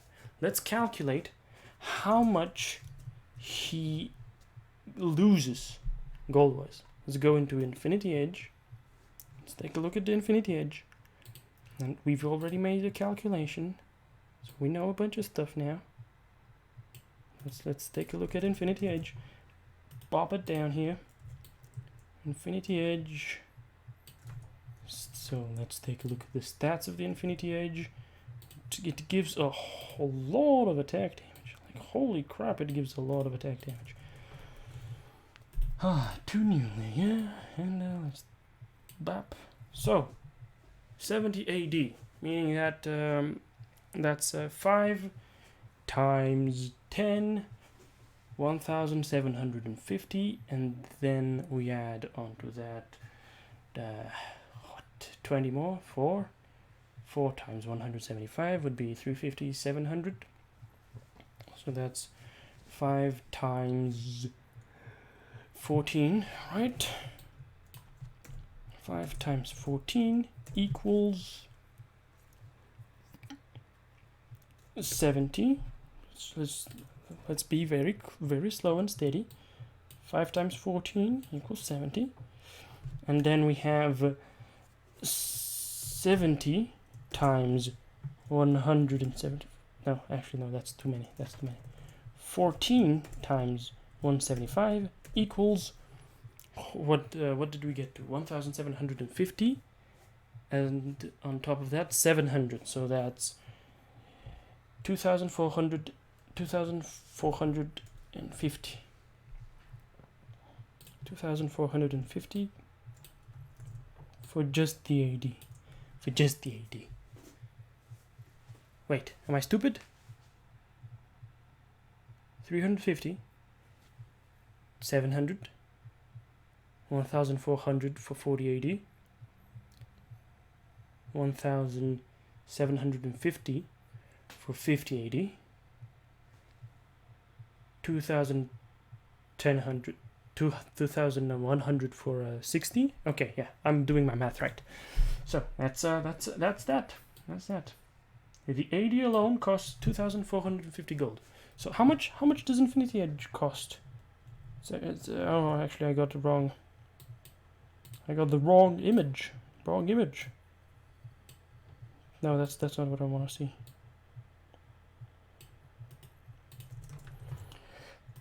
Keep doing your layer. Put that over here.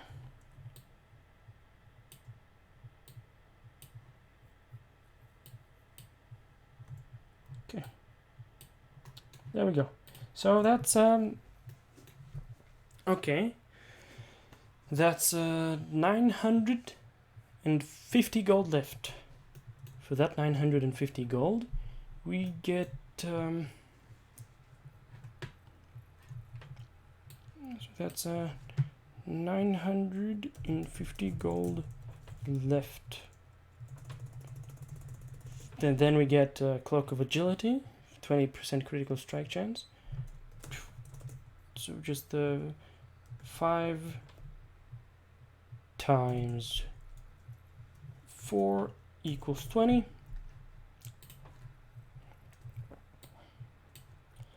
4 times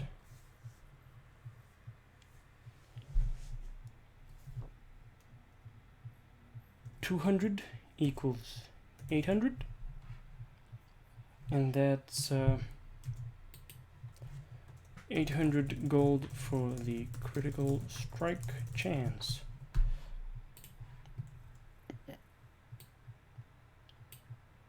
So in short, it is very, very efficient.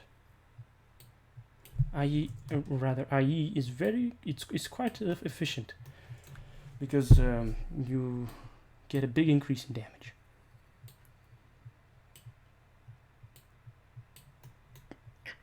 Actually, let's do them like this, because that's better. 2,450 gold for the attack damage, and then there's and what's left? What's left of that? Well, 2,450, 3,250. So 3,400 minus 3,250 equals 150.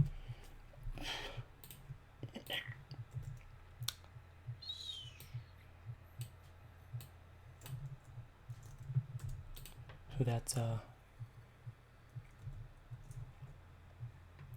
perfection costs 150 gold. Wow, didn't know that.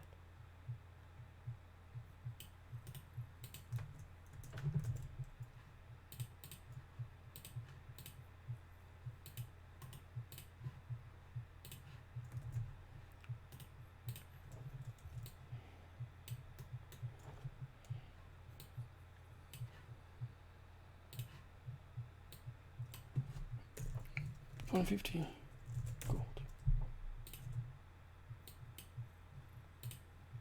That's a good bargain, isn't it? So that's 150 gold for 35% bonus critical strike damage. All right. Okay. Cool. So how much damage does that give you? BF sword gives you 40 damage, right? So 2 BF swords are 2,600. So the maths is right. Pickaxe gives you 25, 875. So that's the maths are also correct on that one, meaning that yeah, this is the actual price of perfection of getting 35% bonus critical strike damage. So we have 35. Can we divide that by, say, 3? Or rather, how much is this? So 57.5%, which is 75 minus 57. So normal critical strikes deal 75% bonus damage, bonus physical damage.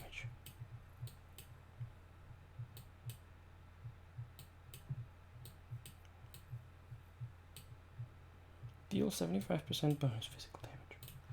Right.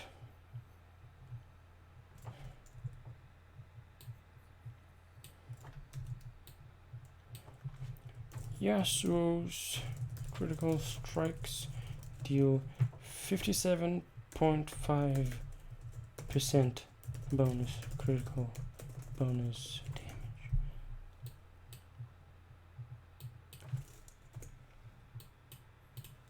Bonus damage. Okay.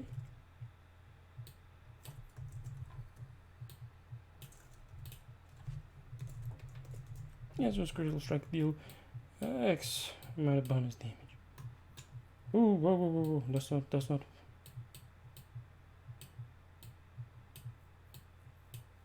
Alright. And as a result of that, there's a 75 minus 57.5 equals 17.5.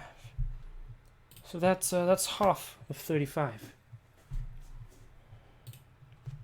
17.5 times 2 equals 35. So Yasuo loses, technically,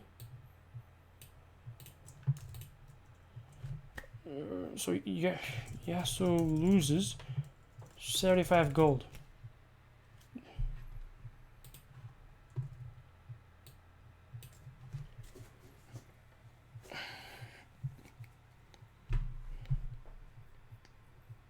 Yasuo loses 75 gold.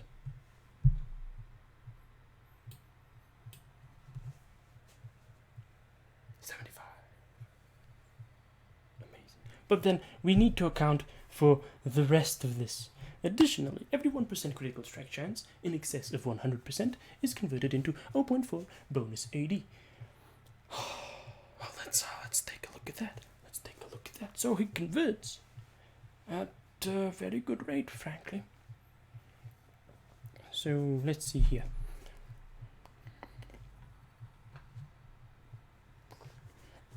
Let's just take a look at the additionally. That's number 18, is it? That one. No. That one. There we go. The big additionally. Let's take a look at that. Let's take a look at that. Ooh, ain't that an incredible thing to behold?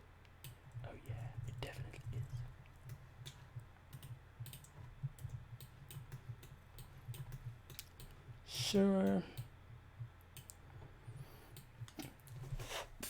So after he buys 2 items and saves 2,000 gold, 1,925 gold, he starts racking up more gold. Let's take a look. So, buying an item, buying that item, Cloak of Agility, is 15% critical strike chance. Let's say.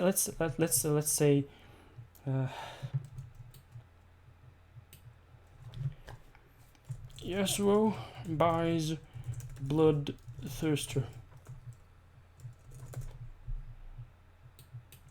Yasuo buys. Let's do that. Yasuo buys Bloodthirster.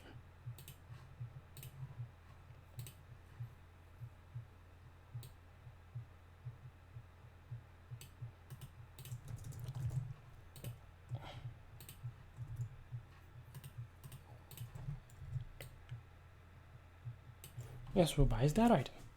And that item, of course, gives him a bunch of stats. What is that? 20% critical strike chance. We're gonna focus on the 20% critical strike chance because that's the important part here.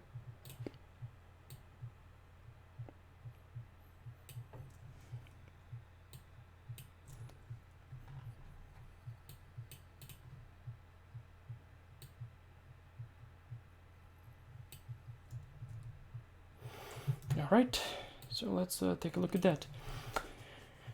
20 times 2.5 equals 50. Alright, that's 50. Then 50 times 0.4 equals 20. Okay, then that's 20 bonus attack damage. So that's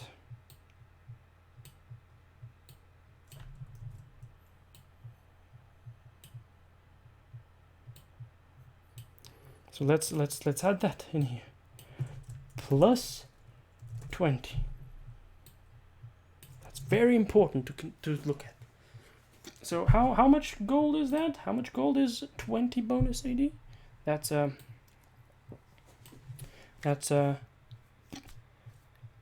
4 times 5 equals 20. Okay, yeah, that's fair enough. 4 times 175 equals 750.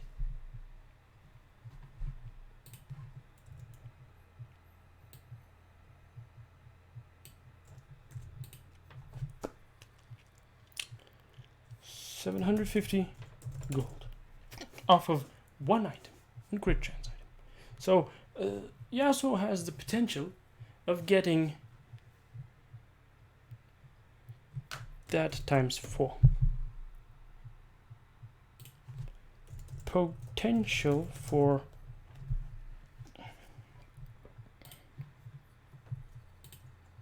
which is 3,000 gold. Now there aren't really that many critical strike chance items in the game. Well, there actually are, but let's pretend there aren't. Actually, no. Yeah, he could buy. He could. So, Cloak of Agility builds into Bloodthirster, Essence Reaver, Infinity Edge, Dominix for Gods, Scimitar, Quick Blade, Storm Razor, Collector,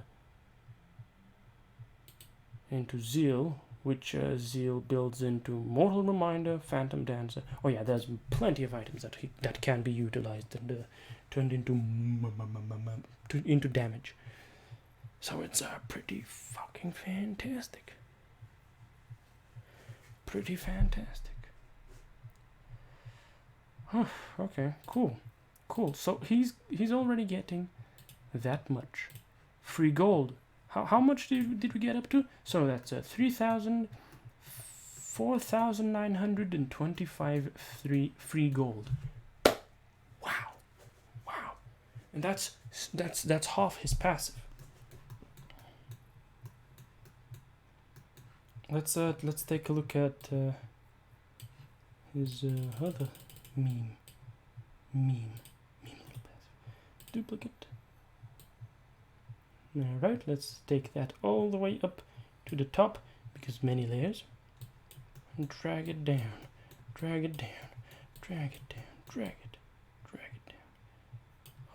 Wham! So, right, 525. First we're gonna need to take a look at Ruby Crystal, because that's health. That is health. That is indeed health. And technically, a shield is bonus health. So it's either Ruby Crystal, which costs 400 gold and gives you a whopping 150 health.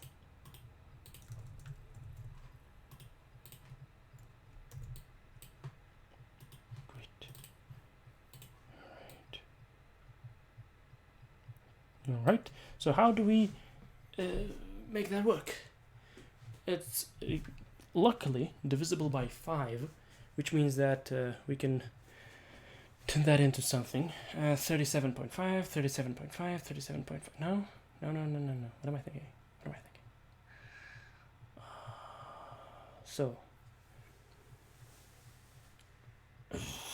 yeah, this is actually a fucked up meme, because if I want to divide it by, okay, so we divide 400 by 3. That doesn't work. We divide 400 by 6. That's probably, is it gonna work? I don't think it's gonna work. Right, let's try it. 400 divided by 3. We get, yeah, that's not it. So divided by 6, no, that's not it either. Divided by 150, that's 2.666. All right. Well, yeah, let's go with the all right. So okay, so we have 4 divided by 400 and divided by 3 is kind of equal to 133. It's up and down. Might be. It's not exactly that, but it is close to that. 50 health equals 133 gold. Let's say that.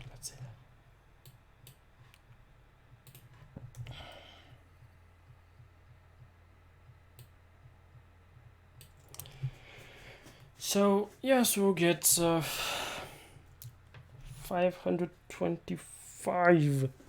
Right, so we need to divide 133 by Oh my god, 133 divided by 2. That would be what? 66 and a half. Alright. So, right, so we have 50 health. So we have 500 health. So that's 525 divided 525. So that's is how many times do we have to do that? How many times do we have to do that? 50 times 10 equals 500.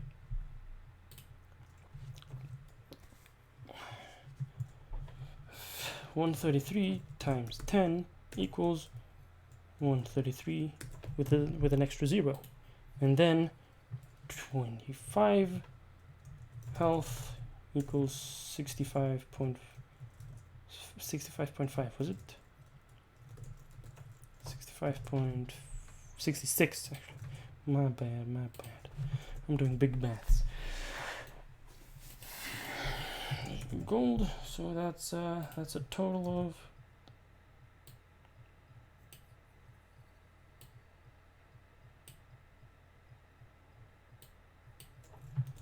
of so 525 health would be 139.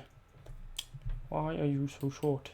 139 6.5. We rounded up to 37. 37. Rounded up. Rounded up.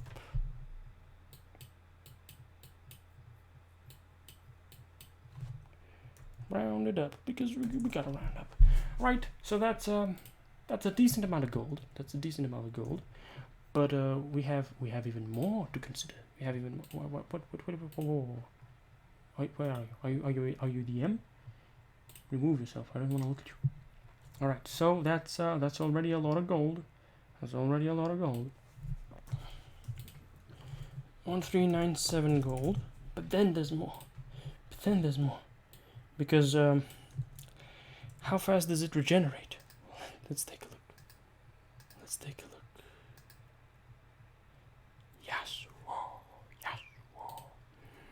So it will take 13.33.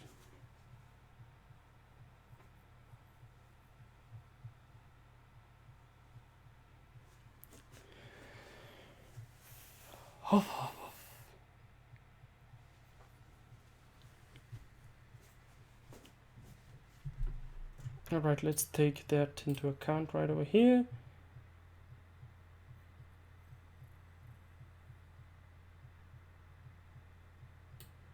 Taking into account, beep beep beep, there we go, bop, to new layer.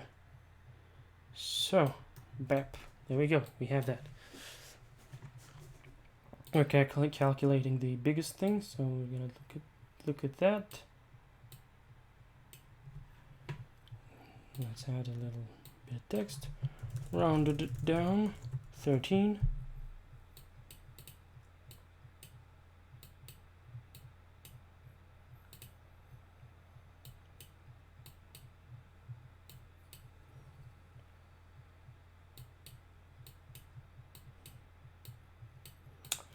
God dang it, this is not going well. Visual design is my passion. It's not my specialty. Alright, so rounded down 13 seconds. So what is Yasuo's health regeneration? Health regen per second. So that's 21.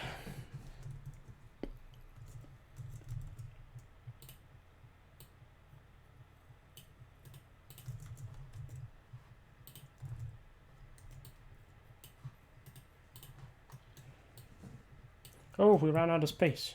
Well, ladies and gentlemen, looks like we're gonna have to take a look at what's below. So, 21 health per 5 seconds.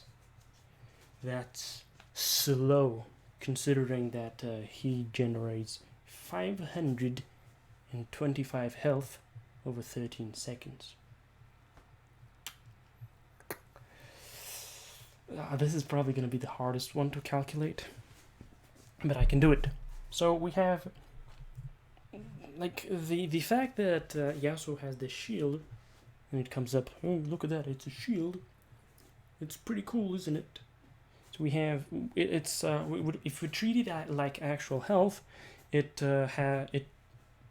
gets depleted, and then it regenerates to back up to being full. Which means that we need to figure out how quickly it regenerates, because there's an actual price for health regeneration, and that helps out, doesn't it? So we have 21.8. 21.8. So he regenerates a Yasuo shield. Yasuo generates 100 flow, 525 health in 13 seconds. Alright, so he does that. Image, canvas size. Let's add another bit of size to that, make it even bigger. Generates that much flow in 13 seconds. So if we were to divide 525 by 13, that means he generates about 40.4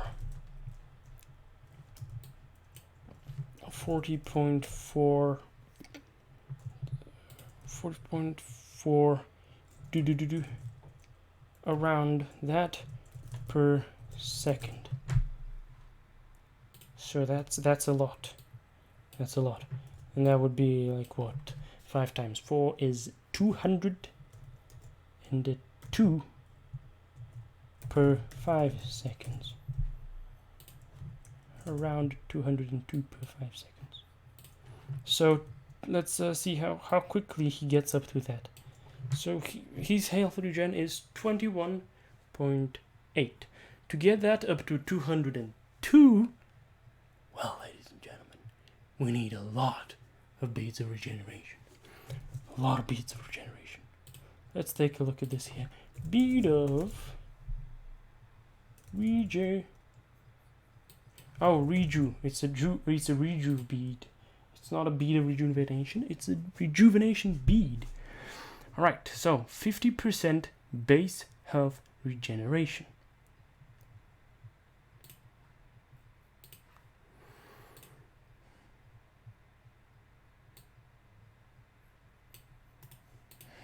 Right.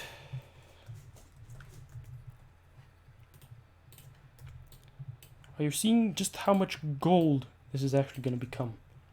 So it's cumulative. It's not additive. So we're going to have to stack these motherfuckers up like I don't have any words to describe just how hard we're going to have to stack these, but we're going to have to stack them hard. And that's 50% base regeneration.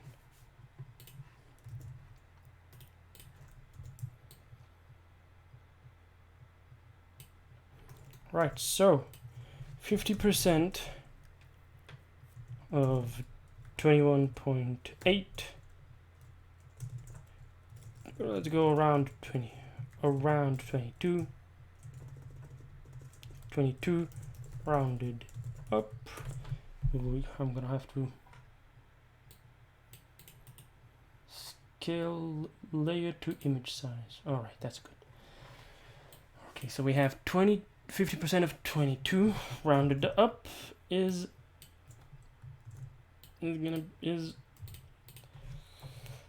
equals 11. Okay, so we buy that, we get 11 to get to around. Okay, so we buy another one, we get another 11, 44. We buy another one, 55. We buy another one, 66. and another one. Holy crap, this is actually insane. So 11 times 10 is 110. And then we need some extra. 15 would be 160. No, yeah, 65.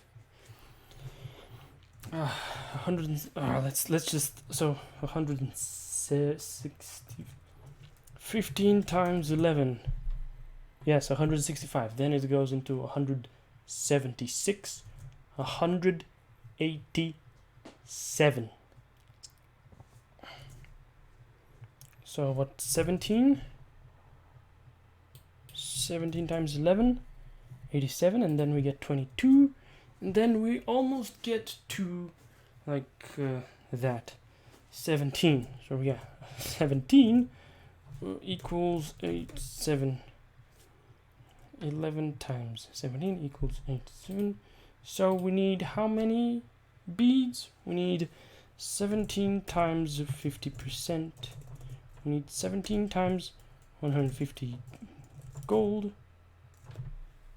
150, which would go up to about 17 times 15. Right, so we get 1,500.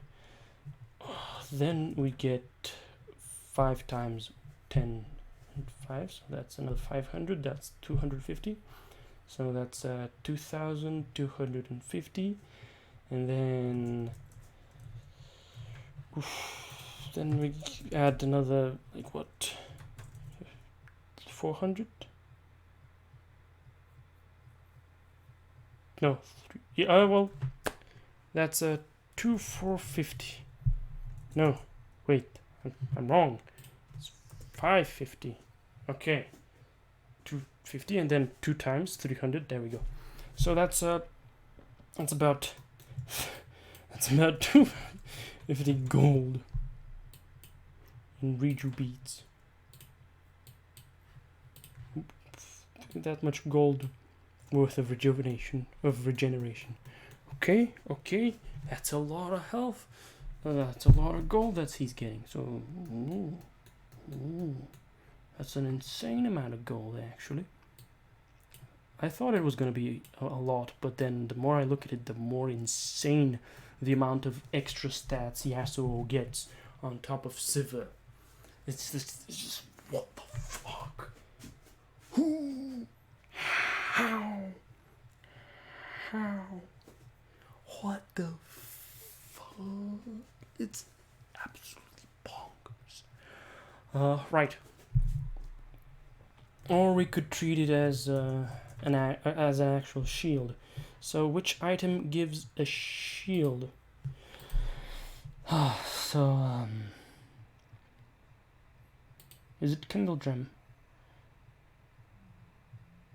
Shirley's Battle Song. Healing, shielding, or buffing.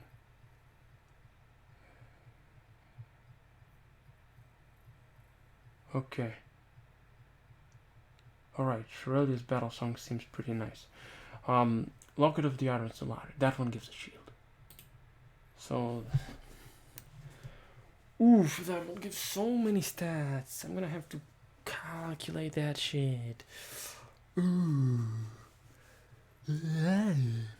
Oh, but that one's actually gonna be relatively easy. So, let's take a look at Locket of the Iron Solari.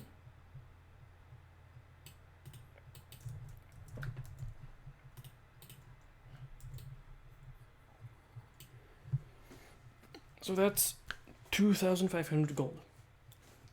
It actually doesn't look like it's very expensive.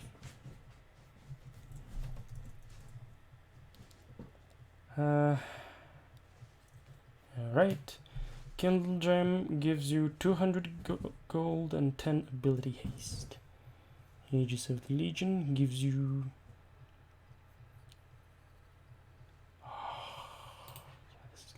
This is gonna be a bit of a skedaddle. Skedoodle.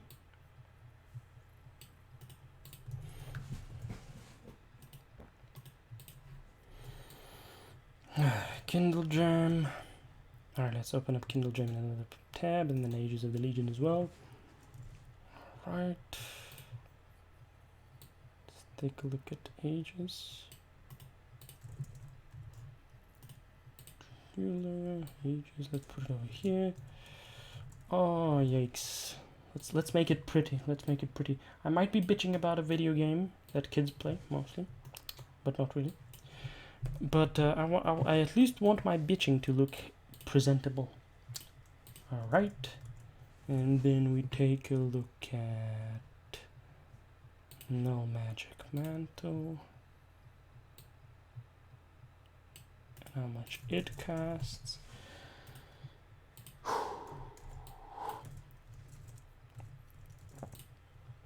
And then we take a look at Cloth Armor.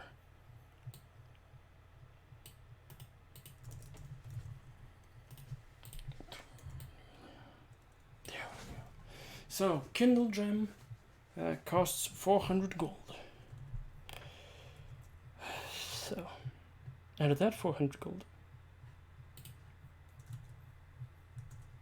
Kindle Gem gets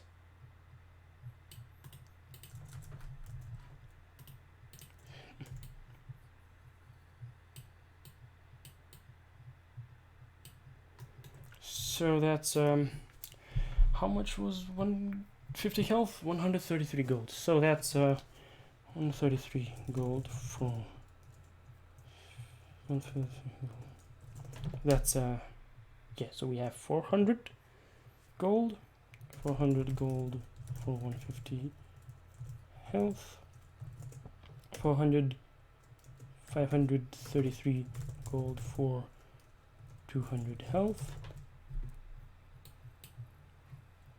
Right, and that leaves the other 267 gold equals 10 ability haste by the looks of things. Okay, then we have these two options here. We have let's take a look at these. Cloth Armor and No Magic Mantle. No Magic Mantle naturally gives you a load of baloney. 25 magic resistance off the No Magic Mantle.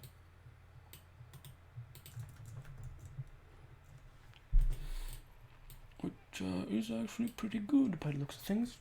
Meaning that 5 magic resistance costs how much? So we have 450 divided by 5. That's 90 gold. Alright, so that's 90 gold. So we have 450 divided by 5 equals 90. 5 magic resistance equals 90 gold. Okay, well that's good to know. And then we have Cloth Armor. Let's take a look at Cloth Armor. There it is, Cloth Armor. 15 armor. It's pretty easy to guess that armor is actually more valuable than magic resistance. So that's 300 divided by 3 equals 100. 5 armor equals 100 gold. Alright. It's pretty great. So, Ages of the Legion. What does the Ages of the Legion provide? Well, the Ages of the Legion is actually a pretty good item. Pretty good item.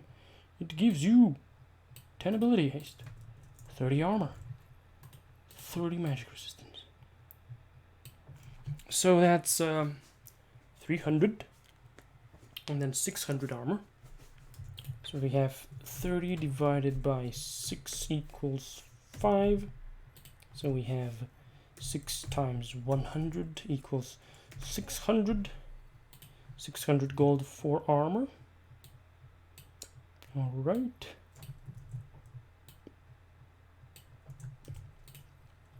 $600 gold for armor.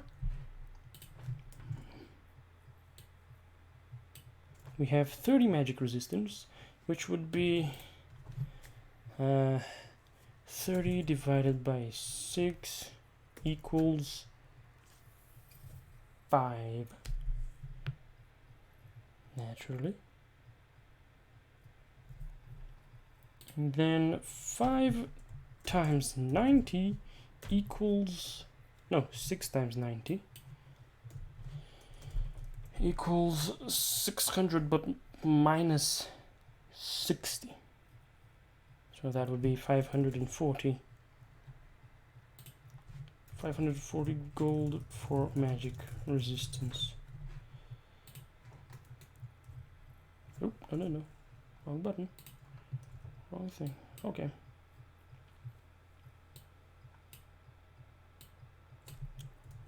Come on now.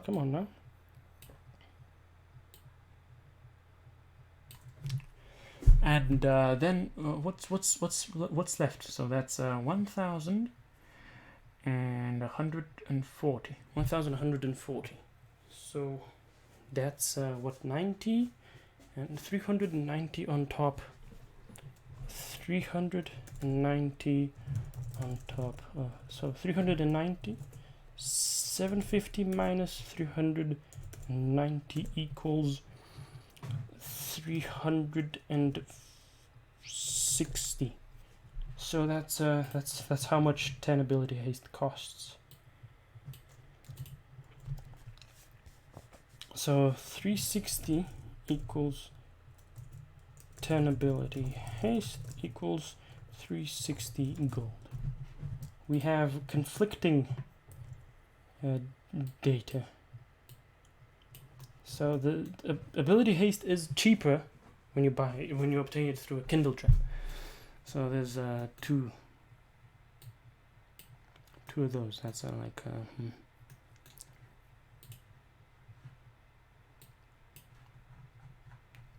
let's go all the way down here and point that out.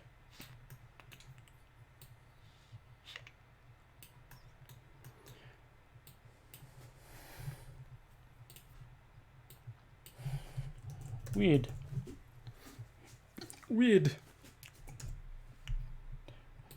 We'll take the value, the total value. So we have 360 plus 267. 267 plus 360. That would be 627 divided by 2 is 313. Average equals 313. We'll use the average. Around 313. 314. Rounded up.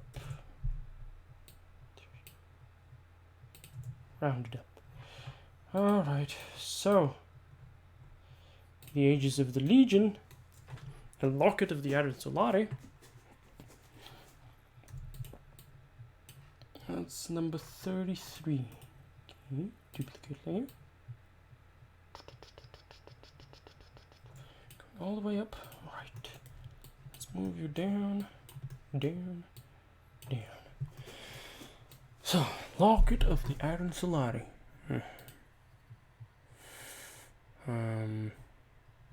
Let's actually increase this by a bit because we don't have any space, or rather I don't have enough space to keep going with this.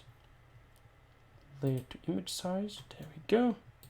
And that's that. So, locket. What does the locket do? Well, it gives us a staggering these stats to new layer. But those stats are all paid for by the components. Which is okay, cool.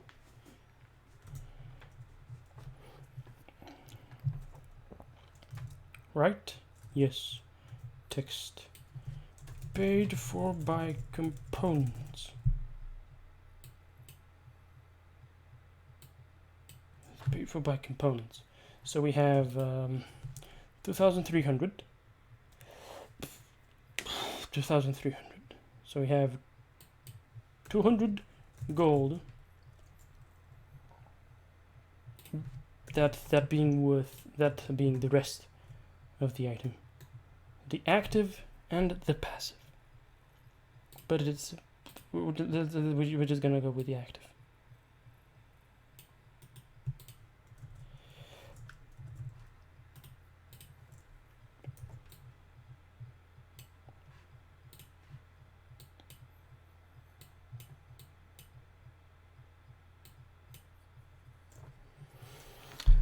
Right, so by the looks of things, this isn't actually very expensive. So that's 200 gold. How do we manage this? How do I fix that? How do I fit that in like 525? So, right. 385 divided by 200. That would, okay, yeah, I think that's gonna help me. So 385 divided by 200 is exactly how much. So each gold piece is worth 1.925 shield. So if we increase that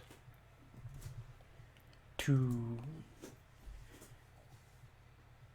10 gold pieces, 10 gold pieces would be worth 19 shield. Wait, no, I'm stupid. I'm very, very stupid. So, 4 gold pieces. Oh, my brain. Okay, alright. So, 1 gold equals 1.925 shield. Okay, so we have that, meaning that within the shield is 525. Actually, let me figure out if I can somehow make that like times 4, 7.7. Then times, okay, so times 4, then times 10, 77. So 40 gold pieces would be worth 77. Right, 77. Boop. Get me down back to that. Times 50. 50 gold pieces would be worth 96 shield, meaning that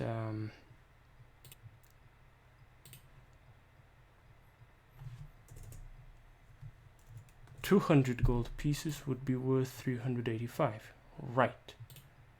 And then if I were to make it 300 gold pieces, we'd get 257. Alright, so we don't, that's too many.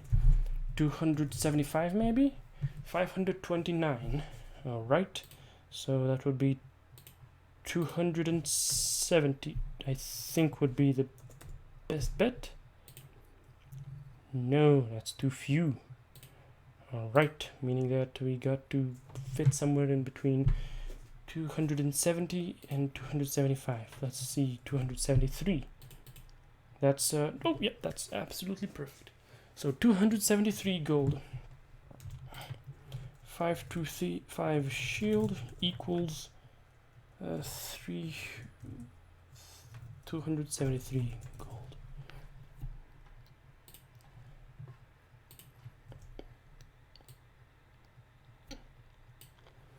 Okay, well, I figure it has been reasonably established how much money you get off of that. Oh, look at that!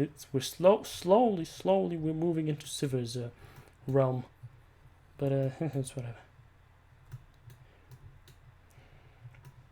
So all the way over here, 18 layer 18. There have been so many layers.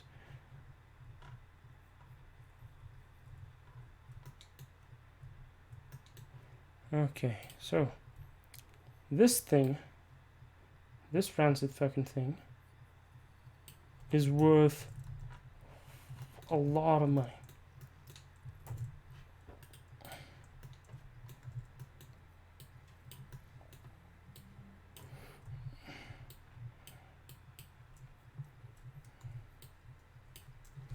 Is worth how much gold? So let's start off with the free crit chance passive. So that's 2,000 gold. 2,000 minus 75 plus 3,000 plus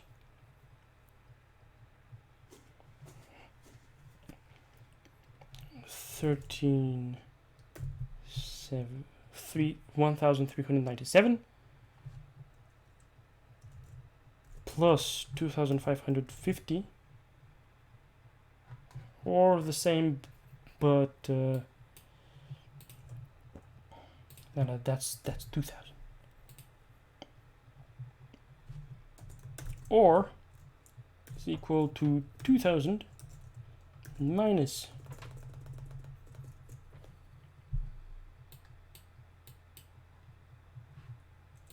Alright, so that's a lot of money, isn't it? That's a lot of money. So how much would that be? How much would that be? So we have 5,000, 7,550, 7,550, 6,000, 8,000, and 7, 4, that becomes 6, 9, 8,947, minus 5 on that, and then minus 70 on that would be 8,872 gold.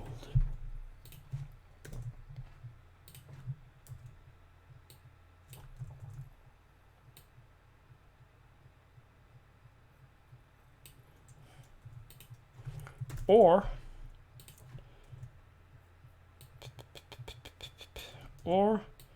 we do that whole thing equals 2,000 minus 75 plus 3,000 plus 273.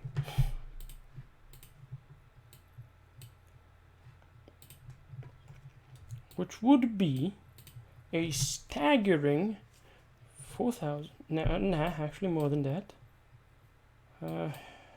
5,000.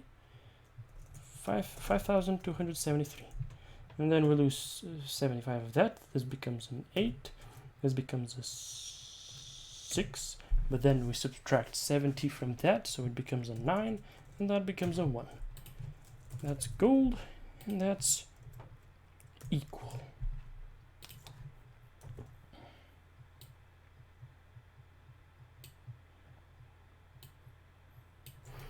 Well. So Yasuo gets either 8,872 gold or 5,192 gold worth of stats from his passive. Sivir gets 1,100 gold or 660 gold. And these champions are meant to be fighting against one another. But hold on. You're gonna say that Sivir is ranged, and that is why that's why it's fair, that's why it's balanced.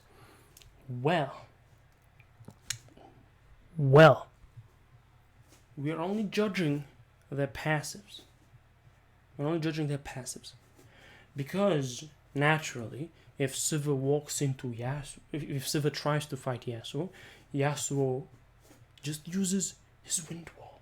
And Sivir suddenly can't fight him because all of her damage is projectile based. And Yasuo ignores all of her projectiles as if it's not a challenge at all.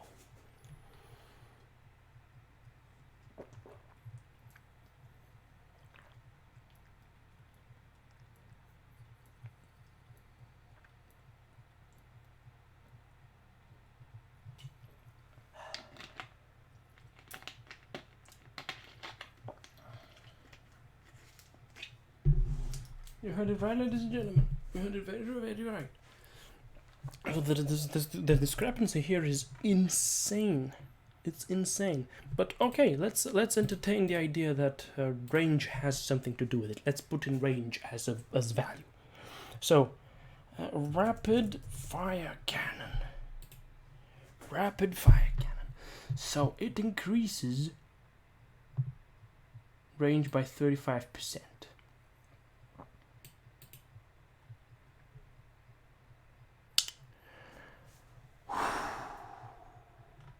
Previous iterations.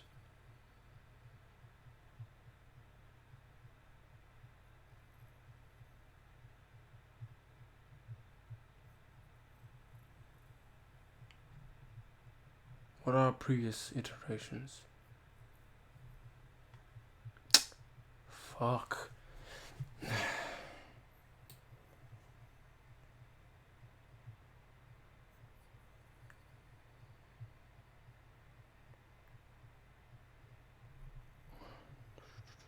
What was that? New effect? Fuck it. I don't want to look at that. So what is the range on Sivir? Sivir's range. Right. So her range is 500, and the minimum range required is 428. So that's 150 range, easily achieved. So Sivir gets a bunch of shit. Let's see here. So movement speed coming out of nowhere. Oof. Yeah, I'm gonna have to take a look at that. So Zeal gives 15% crit chance. That's 600 gold, and 18% attack speed, which is 3% is 75 gold, so that's 6% on top of the 12%, so that's 150 gold on top of 300, so that's 450 gold. So Zeal, costing 1050, is a perfect... Zeal, you actually get 7% move speed for free off of Zeal. The stats pay for themselves. The stats are what you'd be paying for if you need the stats. And then Zeal comes to you, it gives you 7% bonus move speed, so that's free. And then Kirshi's Shard, that's you pay 375 gold worth of attack speed, and then you get the energized bonus. Alright, so the energized bonus is worth 325 gold. After that, you get, off of rapid fire cannon, you get, what do you get? So 15% attack speed, 18% attack speed, that's 33% attack speed. So yeah, that's like 50 gold for an extra 2% attack speed, and then another 200 gold for 5% extra critical strike chance. The movement speed remains the same. The damage done by the energized increases by 80, so by 40, so that's 325 divided by 80, or rather the other way around. How am I gonna do that? So 325 divided by 4, 81.25. That's not really what I'm looking for, but let's say 20 damage is worth 81.25. So then we get 162.5 gold extra off of that. So that's 550 gold. 500, 330 something. So it's 330 something gold for the 150 range. So 150 range is worth 330-ish gold. Somewhere around that. 300 and let's say 338 gold is worth, well, that's 150 range. And Siva has 500 range. So she has, let's say, 6. Yasuo, actually. What's the range on Yasuo? No.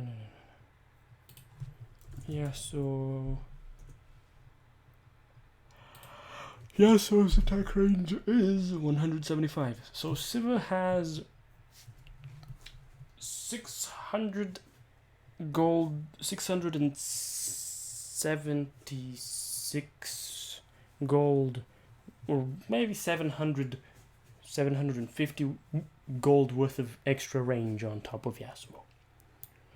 Still, the discrepancy is absolutely incredible. Her health regen per 5 at level 18 is 12.6, whereas Yasuo's is 21.8.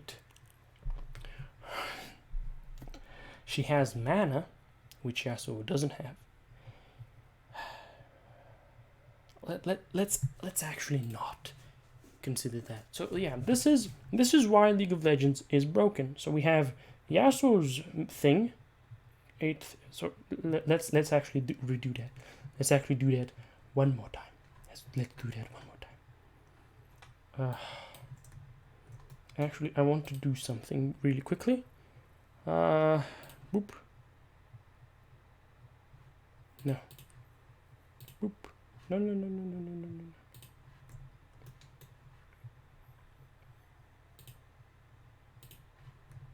There we go. Boop. There we go. Let's make the view a bit more bearable. Bam. There we go. It's a little bit more bearable, but these need to be red. Make them red. Good. Why League of Legends is a bad game? Well, as you can see, this is the reason why it's bad.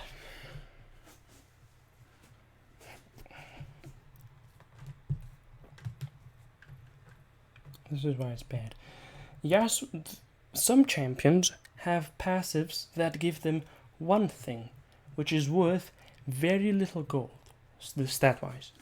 So other passives give champions 3, if not more things, with action incoming, or Senna.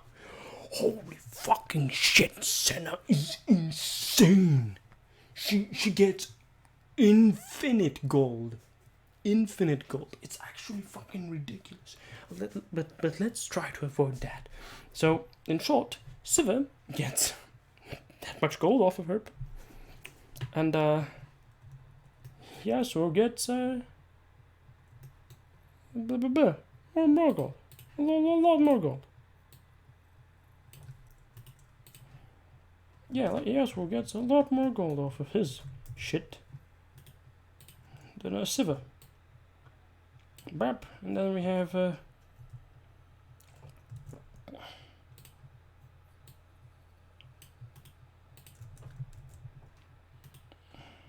actually no.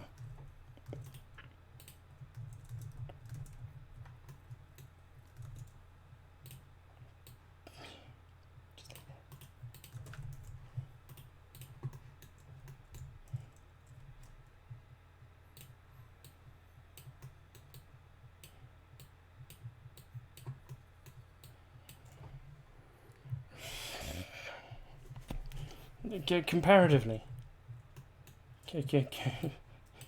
Case closed. Whoa, something happened. Right.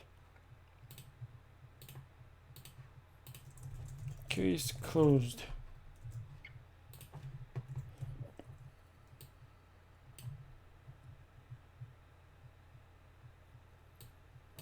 Case closed. Look at this. Look at this shit. So it's easy enough to take a note of the fact that, oh, hold on just a second. Sivir's passive takes up that much space. Yasuo's passive takes up that much space. And I tried to be as compact as possible, even though maybe I wasn't all that compact. This is why League of Legends is a bad game. Champions who should fight one another, who should be facing off in battle, have this. And let me just all right, let's actually play games. Let's play game. Let's play some League of Legends. I've calmed down. I've had my opportunity to be mad about this shit. All right, let's export this as something. League is a bad game. 1.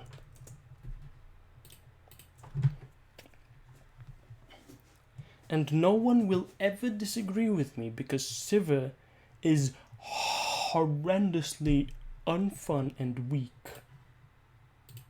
The only way to play Sivir and actually manage to derive joy from it is to utilize lethality. And as we all know, lethality fucking sucks. It's stupid. It doesn't make sense. Players are not ready. What? League, hello, what's going on?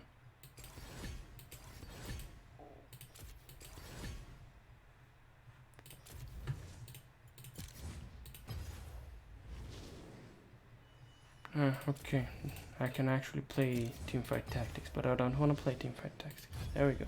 I want to play the game. I want to play other game. I also want to take a seat because this shit is tiring.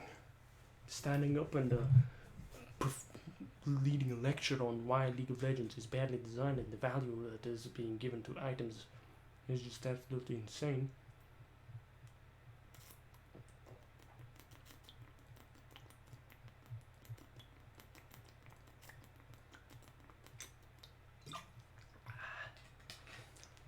Actually, I don't even want to play the game.